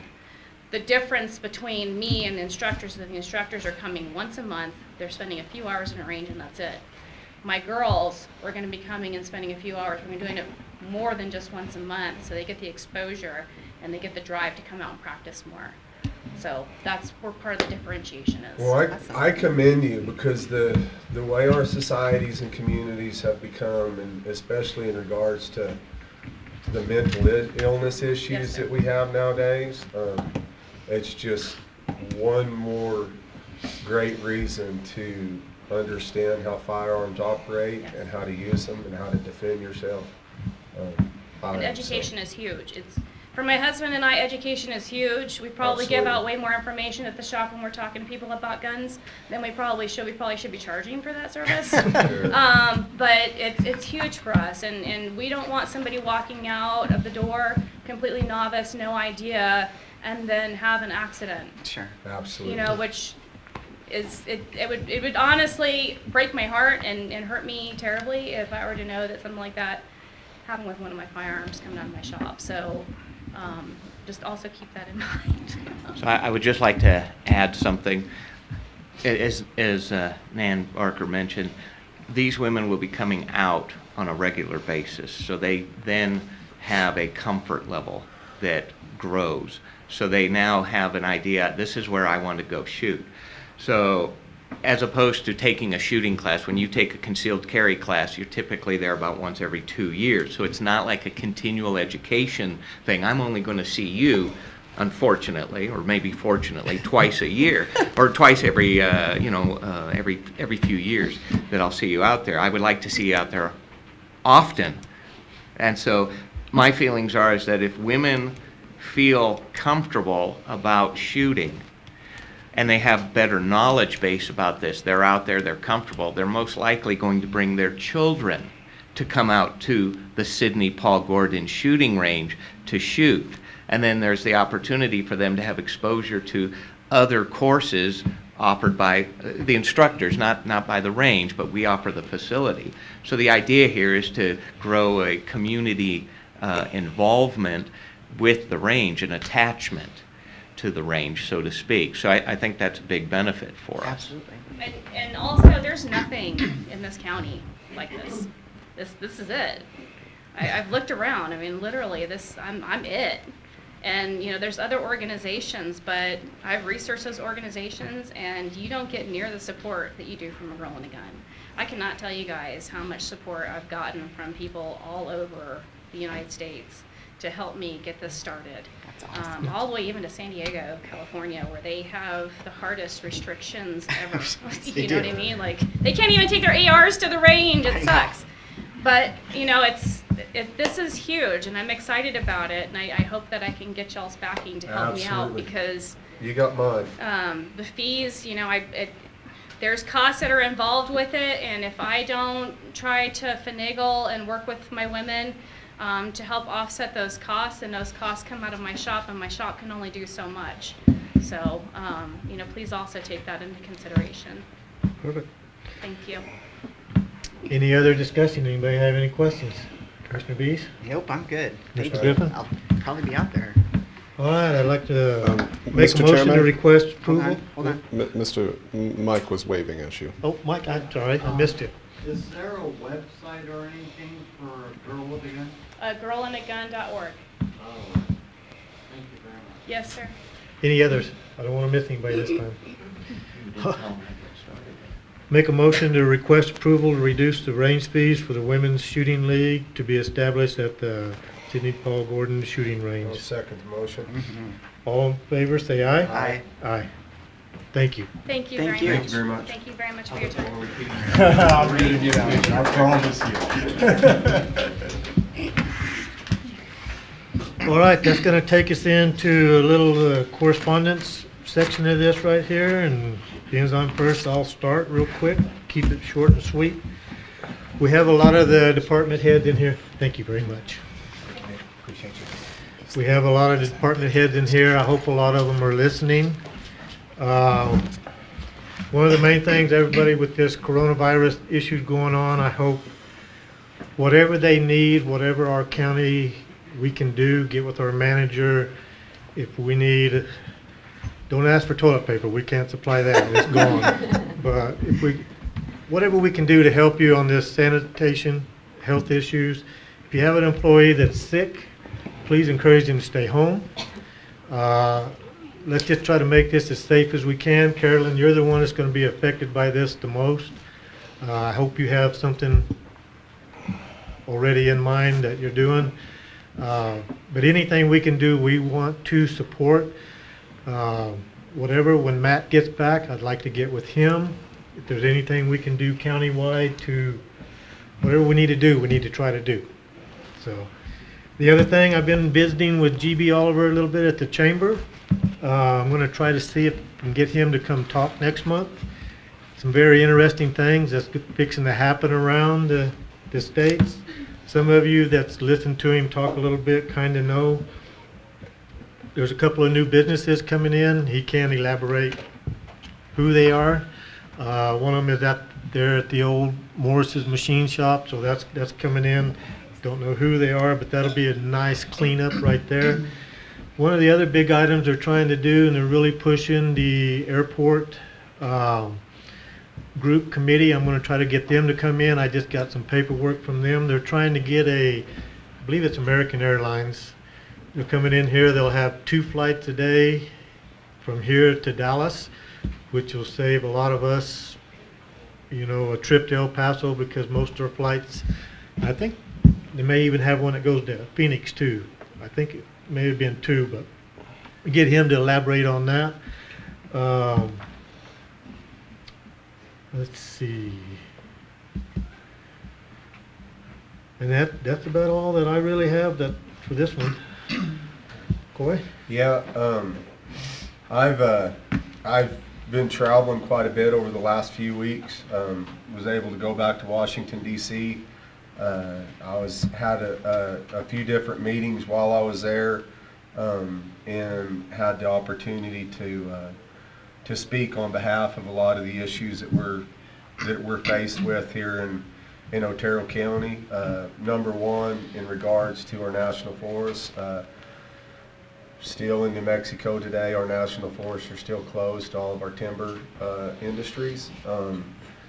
While we have a forest that is posing a tremendous threat towards structures and lives up on the mountain. But I was able to voice that concern on a lot of the major national media platforms, just trying to bring attention to the issues that are affecting Otero County. I was able to get on from Breitbart to the National File to some major platforms. So I believe that the concerns that we have on the county level, I definitely was able to voice those concerns. I've also been in direct contact with the Department of Ag, particularly Under Secretary Jim Hubbard from the Department of Ag, and he's made a commitment to coming to Otero County, bringing from his chief of staff to his legal team, and through the ranks. I think it may be a huge opportunity for the county to really have some major breakthrough. Recently I met with Speaker of the House Egoff, or I didn't meet with him, I was in a meeting where he was at, Speaker Egoff from the New Mexico House, and I asked Brian Egoff what representation the state has made in regards to our national forest being closed, and he very quickly passed the buck and said that's a federal issue, it's not a state issue. So I believe that just gives the county possibly that much more leverage to work with the federal government, to work with the Department of Ag direct, and and I'm really hoping that some great things come out of this. I haven't got a date pinned down when they will be coming. They're still waiting on me on my end to request dates, but Forest Service was here a minute ago. I've been in touch, been speaking to Travis Mosley on this issue, and the Department of Ag has already reached out to Travis Mosley and let him know that they're working with the county, so or with myself. But I want to keep my fellow commissioners engaged in the opportunities that may be coming up. As soon as I get a date, whenever it looks like we'll get them pinned down, and we need to put together a panel. I'd like to get of course the Otero County Cattlemen. We'd like to get them on board. Like to get the and any other organizations, because what I see going on right now in the county and in the state is we're getting starved out. The people that access our natural resources in regards to minerals, timber, ranching, the big environmental groups such as Wild Earth Guardians or the Center for Biological Diversity are waging these big lawsuits against the Forest Service, and they're shutting all of our access down to our natural resources, and they're crippling our rural producers. So I'm hoping and praying that by getting the Undersecretary out here, by putting our heads together, maybe we can cut through some of these liberal attacks that are going on to our rural communities and crippling our economies. And I'm just hoping and praying for a better day for rural New Mexico. So that's kind of me, what my last month's been in a nutshell, and I'll darn sure keep everybody in the loop and engaged. And the issues that we have with the BLM, maybe some of those issues can be darn sure enough talked about and addressed through a meeting with the Department of Ag. Thank you. Lauren? Well, I did talk with, and I know we discussed this last month, but I did speak with DOT and the BLM about the situation that's going on the backside of Greenfield that initiates on the BLM property that's causing the flooding that's going across the highway.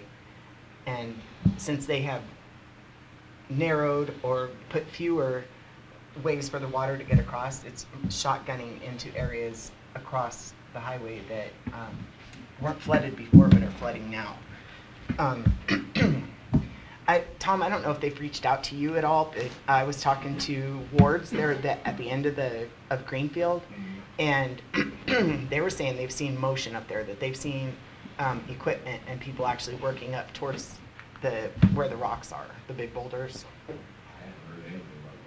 I guess I'll reach out to them then and see what's going on, because they're seeing movement, but I was worried that you hadn't heard anything. So, okay. But that's what I've got for right now. Sheriff Black?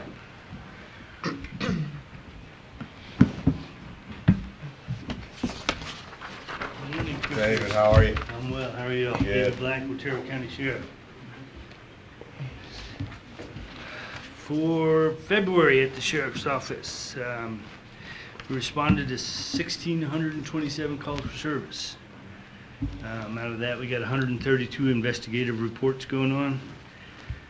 We issued 182 traffic citations, conducted 62 traffic crash investigations. Out of our work, we resulted in 95 arrests. And in narcotics, we seized $63,000 worth of illegal drugs. One item of importance with these arrests, 3 of these persons that narcotics had investigations going on, they were arrested for numerous drug and stolen gun related charges. These 3 were very significant in the meth trade in Otero County. So all 3 of them are behind bars right now. Congratulations. So that was a big plus for not only our narcotics unit, it was the entire White Mountain Task Force worked on that, which included us, Alamo PD, and the whole gang. It was a good work. Our promotional process, we're halfway done. Today is the final day for our sergeant's candidates testing. Hopefully by this afternoon I'll have a ranking list on the 6 that are participating in that, so we can start working on the final phases, looking at some of their education and stuff, so we can put a ranking order, a list together, and try to get sergeants promoted. Next Wednesday we will conclude our lieutenant's testing. We got 1 lieutenant's test and 2 sergeants that we'll be promoting, and then we'll be looking at possibility of some retirements coming up by the end of the year. We maybe reach down on that list and utilize the personnel on that list. So hopefully at the next commission meeting I will bring you 2 new sergeants and 1 lieutenant and basically introduce you to the new supervisory staff there. We did take a couple of hits on our manning roster. We had 3 deputies resign in February. We had 1 that went to state police. We had 1 that went to the Clarkcroft Police Department. And then 1 of them was a candidate which was in the academy. Ran into some medical issues up there and basically he elected to resign and move on to something else. I just wanted to pass this on. Every year, Pastor Anthony Torres and his staff at Mountain View Church, they put on an event called Burgers for Badges. This year, we're going to host it at our office, and it's going to be Saturday, March 14th. Pastor Torres and his staff, they provide everything. He came by on Tuesday so that we could kind of coordinate what do we need to do to help, and he said, just show up. As far as food, all the sides, drinks, door prizes, tables, chairs for everybody to sit there. They're going to provide everything. It's just their way of showing appreciation to law enforcement and first responders. So that's awesome. It would be a good deal. I love that the community is so supportive of our law enforcement here. It's just awesome the way that they come home. What time does that kick off? 11 o'clock, 11 to 2. That's about all I got, unless y'all have any questions. I want to commend our sheriff for attending the Western State Sheriff's Conference. Yes, that was Reno. I was going to put a note down about that. Yeah, it's great to see our county represented there, David, and we appreciate you going and taking the time to network with all the other sheriffs. And as I've stated time and again, I continue to state that our county has your back. We've got your back. The people of Otero County have your back, and we appreciate the position that you have taken with the other sheriffs in regards to protecting our Constitution and our constitutional rights. And whenever you have a statement like that came out of Santa Fe the other day that they feel like the sheriff should resign if you don't enforce the red flag laws, well, I think that they should probably be they should probably be telling the rest of us to resign too, because we have the same position you do. Right, and, understand. We'll continue pushing forward with it, and And we just stand with you. support you and appreciate you, and thank God you're sitting there wearing that badge, partner. I will tell you on that Western State Sheriff Association, it was very educational for me. We had 17 states represented, over 400 sheriffs, all in the same conference. Not only discussing issues going on in other states, but we find that it's all intertwined. We're all kind of fighting the same fight. It's just a little bit different fight. But what was neat about it too was to be able to network with these other sheriffs and see, how are you dealing with it? How are you combating it? And stuff like that. So it helped us just for down the road plans and stuff. So Thank you, David. thank you guys. Appreciate you. Thank you so much. Emergency services?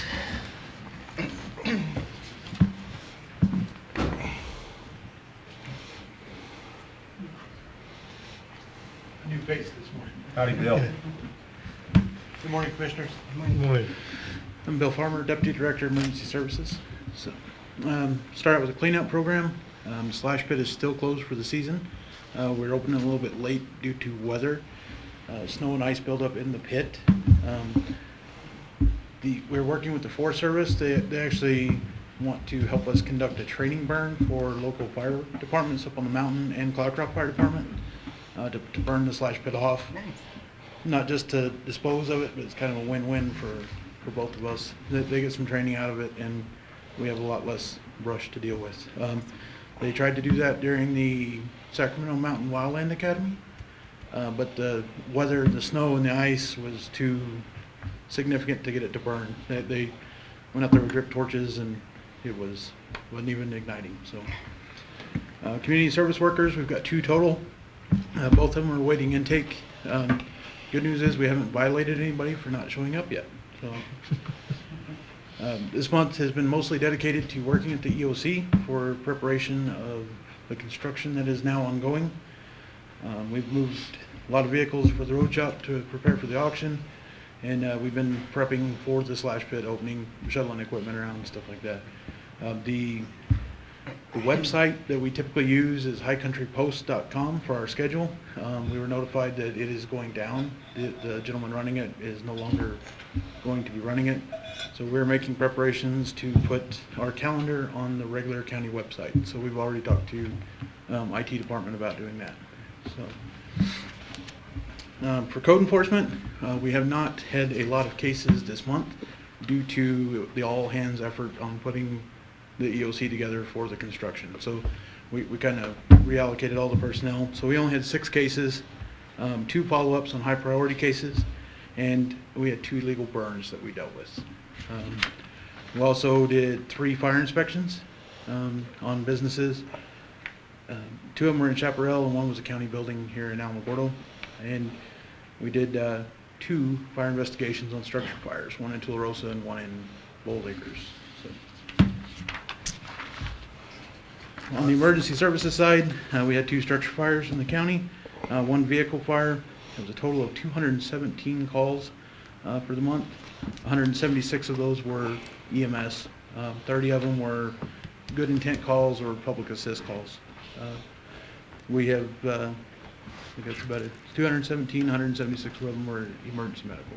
So that's all I've got, unless you have any questions. I have one. Bill, I mentioned a minute ago about the deal with the coronavirus running around. Is that in your department, in the EMS, and would that be something that your department would make sure all of our departments, other departments, are lined out, everything they need? I mean, yes, sir. The safety officer, Josh Sturgeon, is the one that is kind of making those preparations.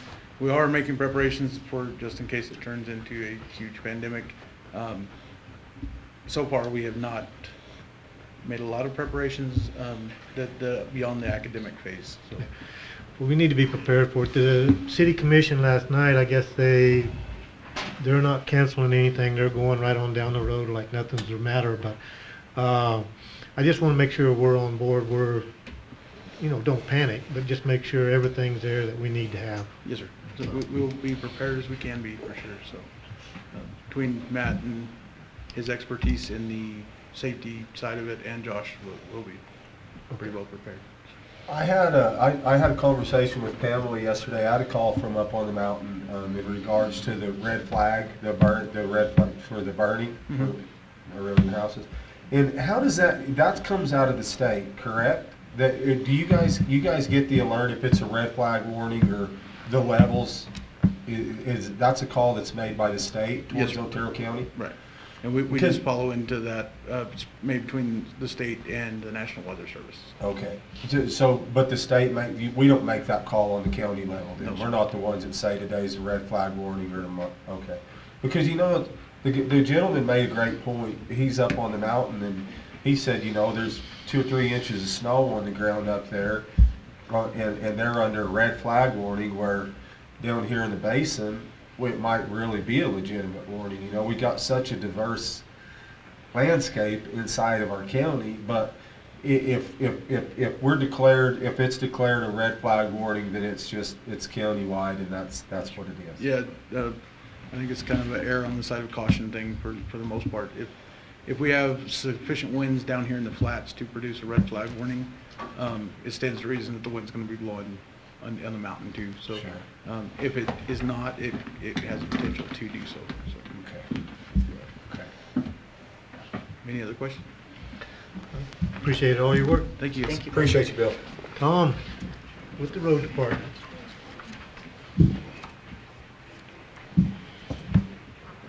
And the new pickup.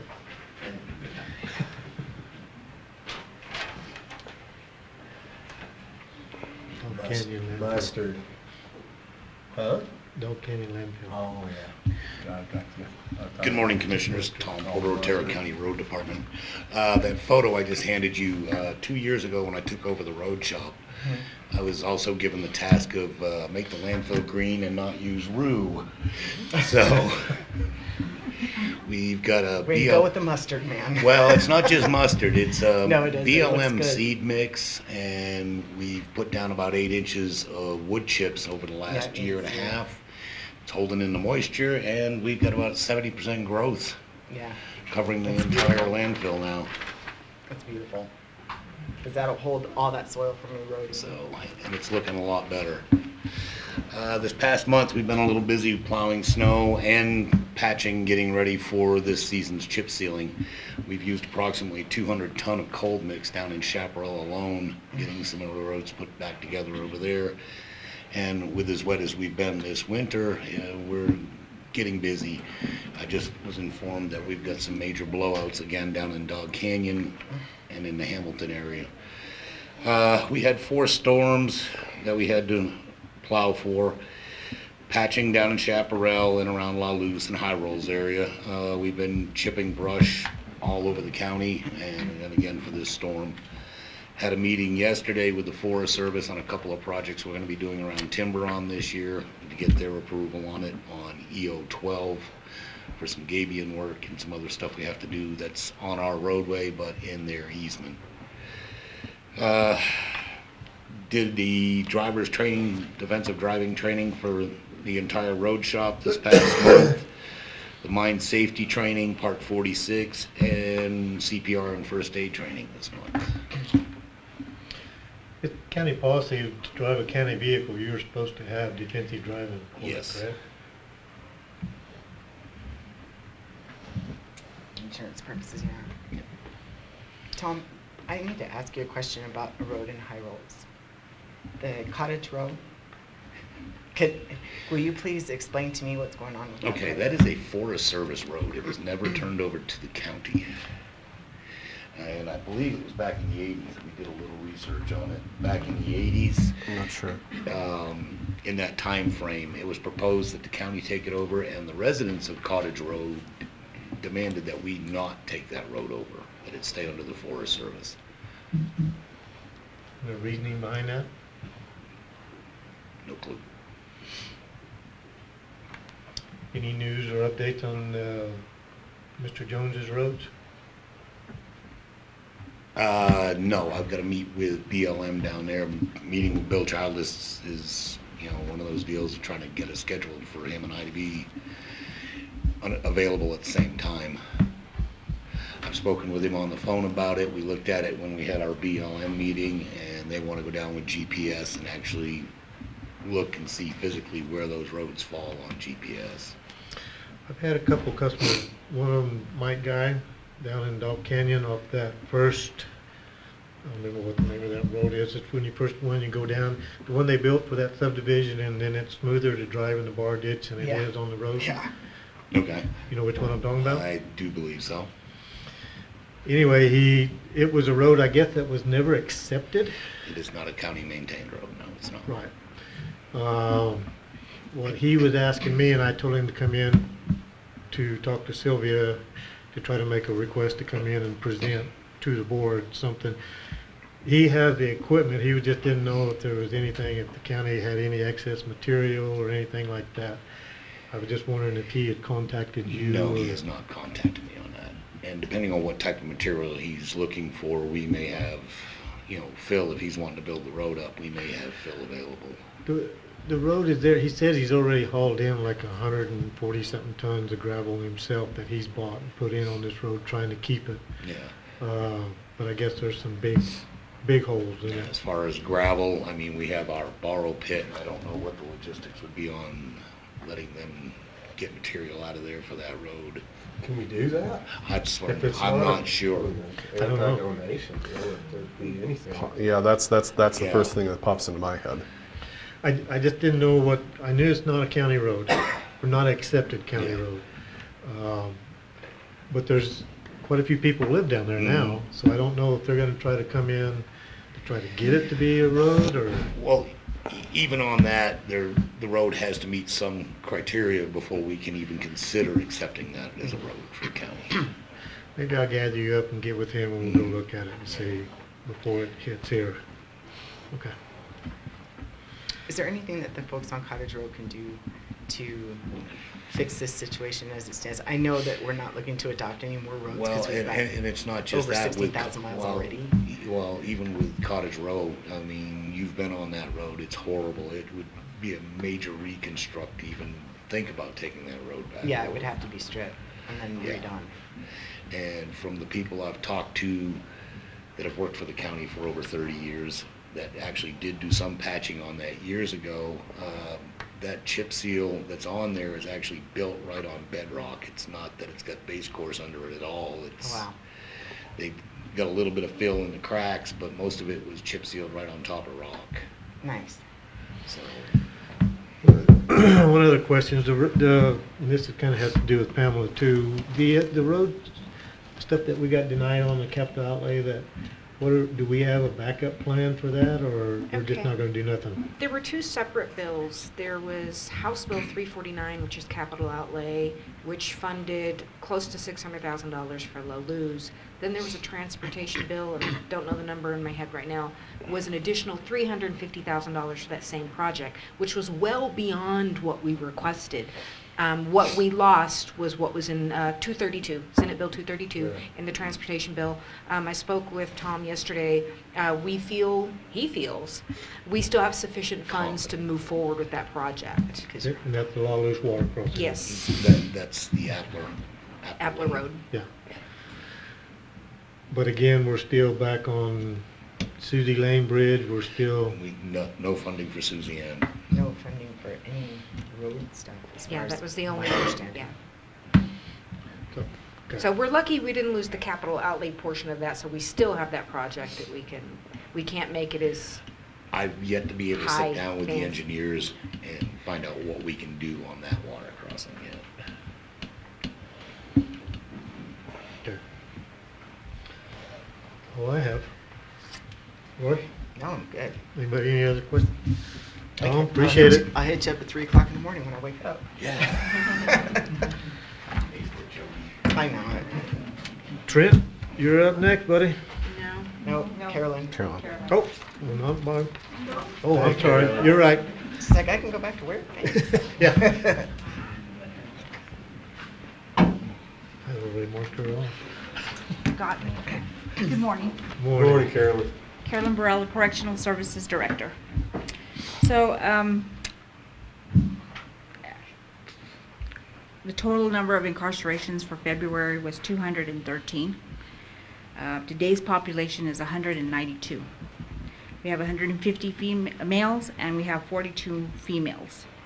We have 5 currently housed at the Otero prison and 10 at the Hudspeth County. We have 1 male juvenile at Doña Ana County Detention. The increase, we're starting to see an increase in detainees. They're not releasing them as they had been previously, where we were down to the 160s. Now we're retaining them. So we will have to move as we can out because we won't have the room in order to watch for the next 15s that are coming in continuously. So we will have to move some out. Hopefully we can get some out to more to Hudspeth County. Not necessarily to Otero Prison, but we will have to move some out. We are still down as far as employees. We have 16 vacancies. Captain, administrative assistant, a part-time office specialist, a shift supervisor, 8 full-time detention officers. These are floor officers. 2 part-time detention officer positions, 2 full-time transport/detention officers. We did do interviews this week. We did lots of interviews on Tuesday and Wednesday. We were supposed to have 3 applicants on Tuesday, only 2 showed. Those are hopefully 2 positive, but we still have to do background reference checks before we can go and move forward with those 2. The captain, there was no hire. And then the last interview that we did yesterday was one individual was selected for corporal. So hopefully that'll help, but we're still not getting the applications we seriously need. This is affecting how we can train, because if you don't have enough employees to cover the floor, you can't train them in the classroom. So we do schedule trainings throughout the month. My deputy director is in charge of scheduling, and we end up having to cancel, postpone, because we have to get them on the floor. Can you get me a list of those? Just shoot me an email with a list of the jobs that are vacant. Okay. Okay. I got a large group of people who need with something to do. Okay. Spillman, my deputy director and myself had Spillman training last week for 2.5 days. We were setting up tables that we would use in the facility. That was pretty tedious and busy work, but we're getting there. We have some homework we still have to complete, but we're working on it as time allows. So hopefully we'll get it done before the next training in April, when we combine with the sheriff's office as well. So we're working on getting our things in line for the Spillman JMS system. We have a pre-construction meeting next Tuesday at 1 o'clock here on the 2nd floor for the construction. So we'll move forward with that. We have the U.S. Census interviews. They'll be coming in and interviewing all the inmates in April 16th and 17th. And they'll be sending their people from the U.S. Census to do that interviews and do all the paperwork. So that'll be a little bit difficult, but we'll get it done. We'll manage somehow. As you were talking about the coronavirus, we are begun to work on making sure we have enough supplies, and so we are going to Walmart, Lowe's, Home Depot, and purchasing other items. So you're the one who took all the toilet paper, aren't you? No, we actually get that somewhere else. But we have a lot. Well, I'm not going to say we have a lot. We do have it in our containment yard. I just can't believe the pictures of all the toilet paper is missing. You know, that's the thing that's going to be hard for us, is trying to get a hold of the bleach to make, bleach water so that we can have sprays for the inmates. So we are doing increasing cleaning supplies. We have the medical department that is going to be doing, actually today is going to be walking through all 16 pods and educating the inmates on what they need to do. Extra supplies will go in there so that they will be able to clean all their areas.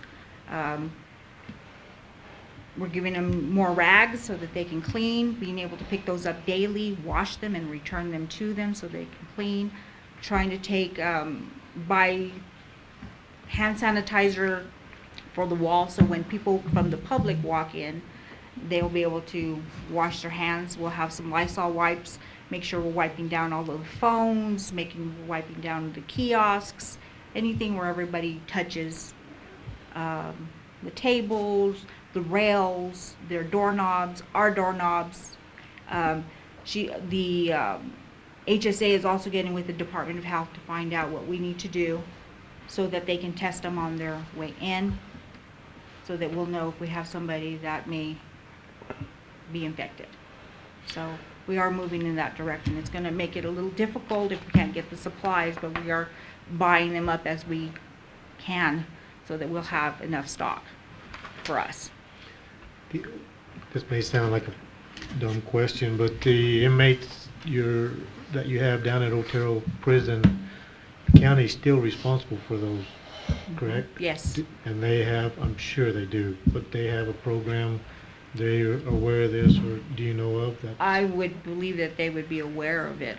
I could contact the warden, but I'm pretty sure that he's already aware of it. I'm pretty sure, since there's ICE on the same property, Yeah. that they've got something in place. So, we are going to cancel some of the services, such as non-denominational church and Catholic, just temporarily till we see what's going to happen. We will allow them to bring in any religious materials they want. Or if we can, we'll try to see if we can develop something where they could still come in and speak with them, but maybe it'd have to be through glass, like we do pastor visits. We just to be precautious so that we don't have an outbreak. And if we do, it's very small and contained.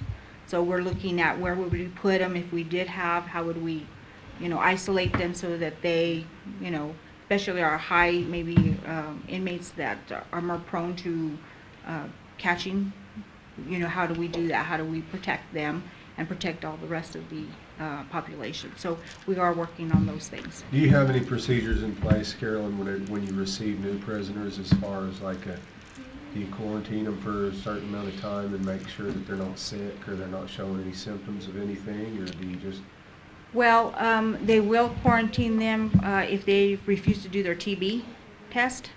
And most of the time it's not just because they have it, it's because they just don't want to do it. We will keep them, we do have to keep them separate from everyone else until either they can get an x-ray or they finally decide that they want to do the TB. But like with your religious services, you're discontinuing them just to not have exposure from the outside? Yes. Correct? Yes, and it's only temporary. But whenever you bring inmates in there, that's exposure from the outside. I mean, what's the difference? Well, that's why we're having the medical department get with Department of Health to find out what we need to do so that when inmates are coming in, that's another step that they're checking. Yes, ma'am. Before we put them in with general population. Asking them the questions, where have you been? Have you been anywhere in the last? Do you have any of these symptoms? Such and such. Do we have a place out there that if one comes in and tests positive, or maybe suspect that it's positive, that you can isolate them in and keep them away from everything? We have the medical cells, and those are negative pressure cells. Okay. But if we had a pod, we wouldn't be able to move them. We'd have to keep them all in there. And then take the ones that are not infected out, or move the ones that are infected out and put them somewhere else. So it'll just depend on what it is. And then you have to, of course, keep males and females apart, separate. So, and there's certain classifications as too that you have to worry about as well. So there's a lot of scenarios that everything has to take everything into consideration. It's just not moving one person or, so. Logistical nightmare. Yeah. So we're thinking about it. Our wheels are turning, and we're trying to prepare for anything that may come. All right. How's Sal doing? Are you keeping everything together out there? Yes, he's working on a leak right now. Is your floor drain in that kitchen still? They fixed it. Did they? They did fix it, and that was 2 days of a little bit of a nightmare, but it wasn't too bad. But we got that fixed, so we're good.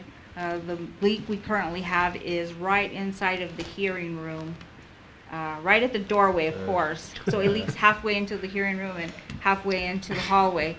But he's working on that right now as we speak, so hopefully we'll get that fixed. So you ready for construction? She's been ready for the past few years.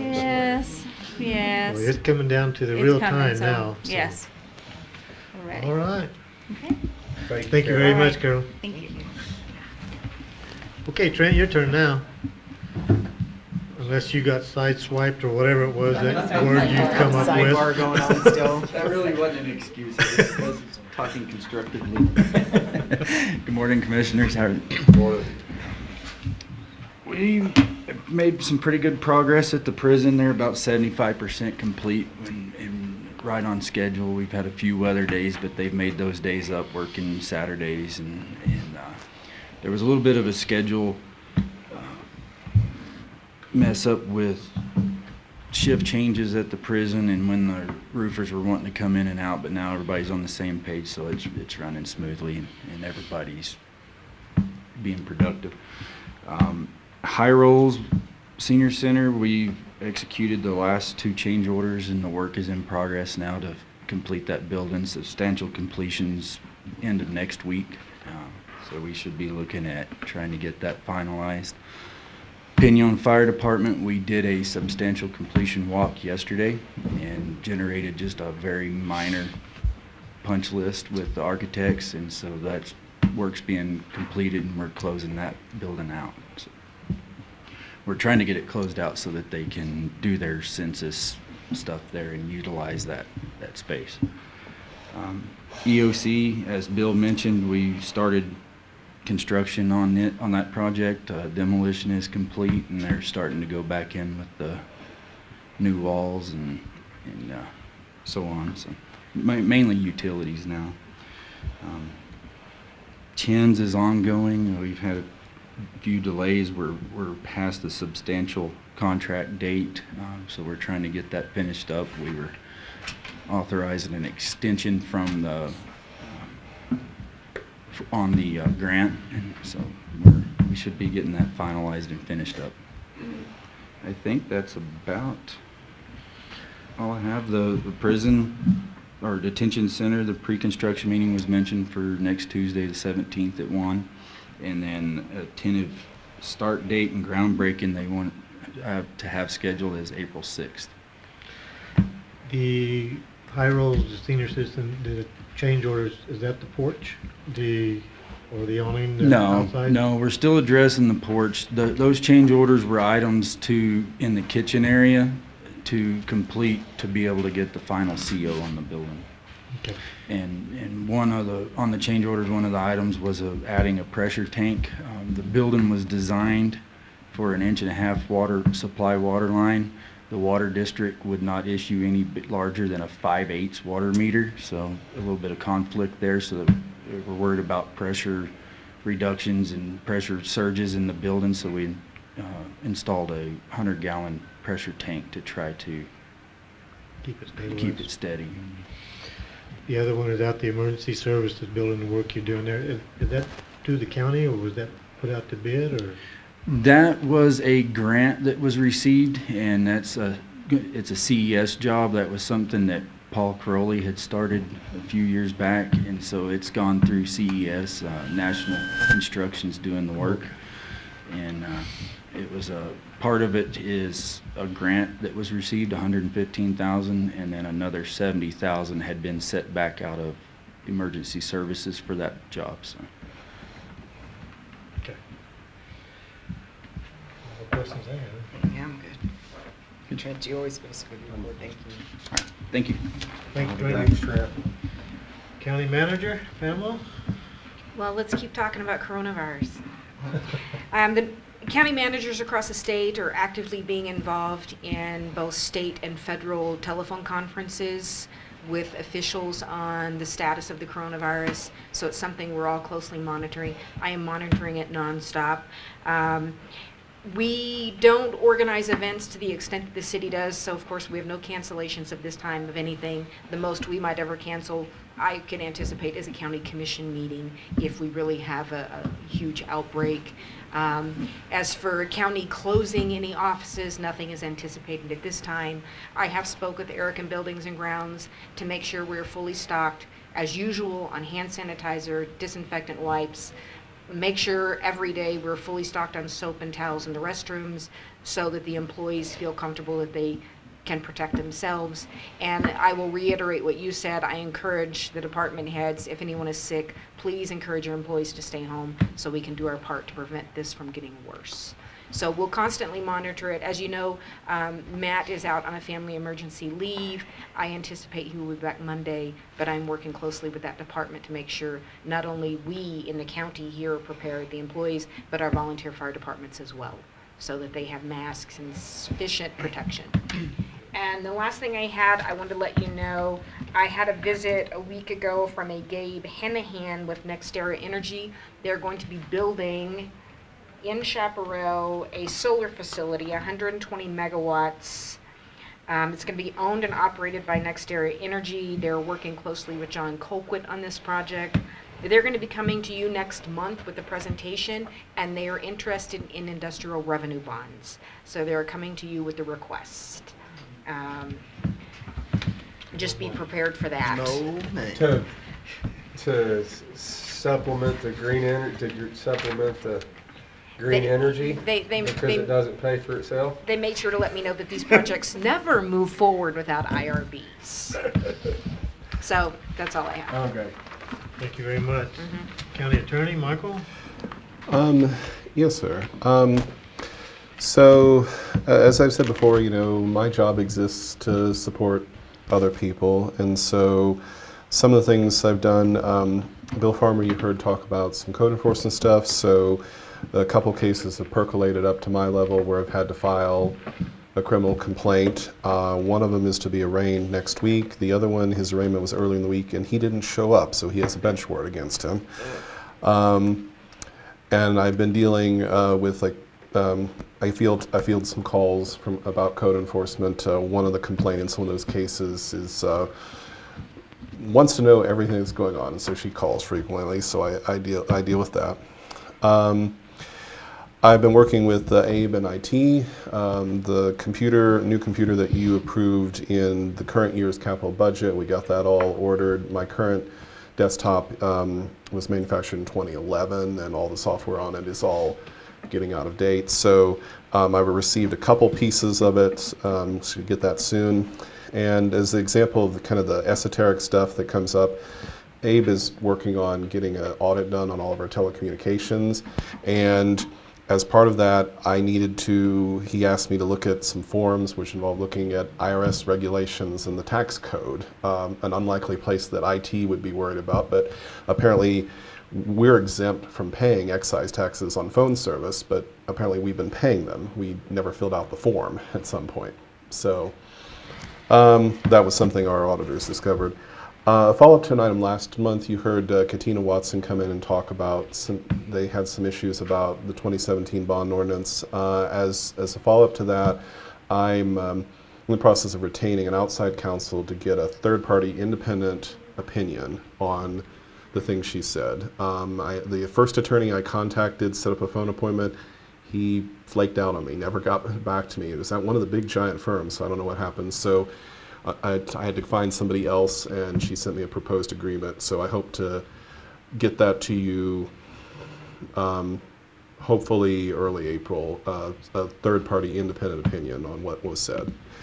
I've been working with Tom Porter on a number of issues. I helped some with the snow and ice policy we talked about earlier, as you heard, but our constant tit-for-tat struggles with MDOT about roads have been doing some things there. And to actually circle back with the magistrate court, there's an issue. The magistrate court uses a system called Odyssey to log their cases, and the Otero County Code never got put into their system, so I had a real struggle for them to let me file my case, and so I'm going to be reaching out to Judge Schneider and AOC on the clerk's office. I had to contact IT at AOC to get my case filed, and so there's some better communication needs to happen there that I'm going to work on. Earlier I said something about we can still do everything right and people hold it against us. Example that we got a tort claim. Someone from the sheriff's office was coming out. Someone ran the light on White Sands, collided with our guy, and they have a lawyer who filed a tort claim notice against us. Seriously? Yes. So that's the sort of stuff that work with. We're doing real good. We haven't had a lot of tort claims. We haven't had recent lawsuits. We're doing real good on that front. The only recent lawsuit is a pro se fellow in state prison who's a jailhouse lawyer, and we expect that case to be dismissed. But we're doing really good lately, all the departments. Julianne has done a lot of work. The bond prospectus document you have in your binders that Mark is going to speak to you about, Julianne and her department did a ton of work in getting Mark the numbers for that, and so I'd like to thank the finance department for their help on that. And the courthouse security study, we had some issues getting that scheduled, but that is scheduled. We got everybody for good dates. It's going to happen the first week of May. These are the folks that have worked with Carolyn Burrell at the jail to help out there. They're going to come look at procedures, about physical infrastructure, like are there processes we can do better? Are there things like if we cut a doorway through this wall, will that improve things? They're going to look at that.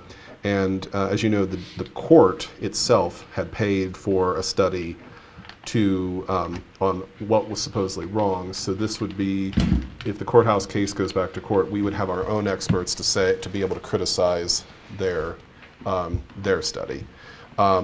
So that's some of the stuff, and I already gave you my spiel about filling out the census. And as chairman of the library board, please come to our book sale and celebration of the library's birthday. It's March 28th, Saturday at 11 o'clock in the morning. So it's going to be at the library. So. All right, thank you, Mark. Planning and zoning, Mr. Herrera. We were unable to have our meeting this past Tuesday. We were one member short, so we didn't have a quorum. But everybody that was there, it turned into an impromptu charrette, so there was a lot of exchange of ideas and comments that were taken in. The only other thing that I have to report is the fact that we now have a second vacancy on the planning commission. That was just put out on the website, and I've put it out to some other pages too to try to drum So up the some. challenge that I have to say is to Commissioner Griffin that you got to get some representation from your district. Oh yeah, I know. I hear you. That's it. Okay. All right, Mark, you got anything from the range?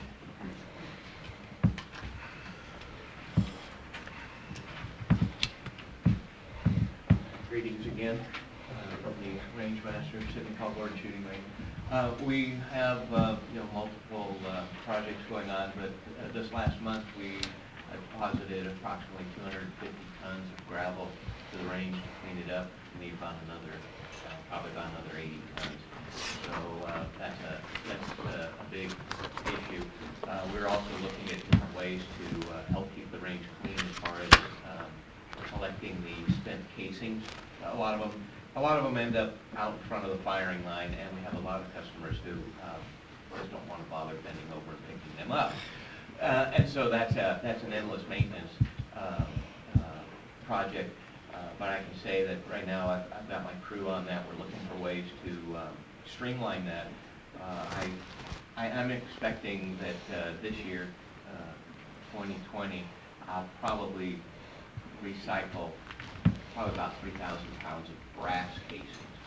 Out of that, it's probably going to be about 700 or 800 pounds of steel casings that I'll send down to Ralph's place, and then he can get a penny a pound on that. Right. And then the aluminum stuff, we'll probably just throw that away. Aluminum casings are basically worthless, but still it takes time to sort them out. So that's what's new and exciting at the range. Oh, and a new women's league will be coming up at the shooting range, and I'm looking very excited for that. Thank you, Mark. Is there anybody else, any other departments that are here that we've missed? Sounds like pretty much it then. So at this time, do we want to take a break or go right into executive session? Up to you. Well, if you made the motion first, then you could take your break. That way, the clerk could leave. Otherwise, Okay. she'd have to sit here for another 10 minutes or so. All right, so I'd like to make a motion. Do we need to do a roll call first, or? You make the motion, get a second, and then do a roll call. Okay, I'd like to make a motion to hold executive session under NMSA 1978 F10-15 1H1-8 to discuss the items in the executive session. I'll second the motion. All in favor? Roll call? Commissioner Mattingly? Here, or yes? Commissioner Reed? Yes. Commissioner Griffin? Here. Okay. So, Do you want to take a break? yeah, Real let's quick? take a 5-minute break real quick, and then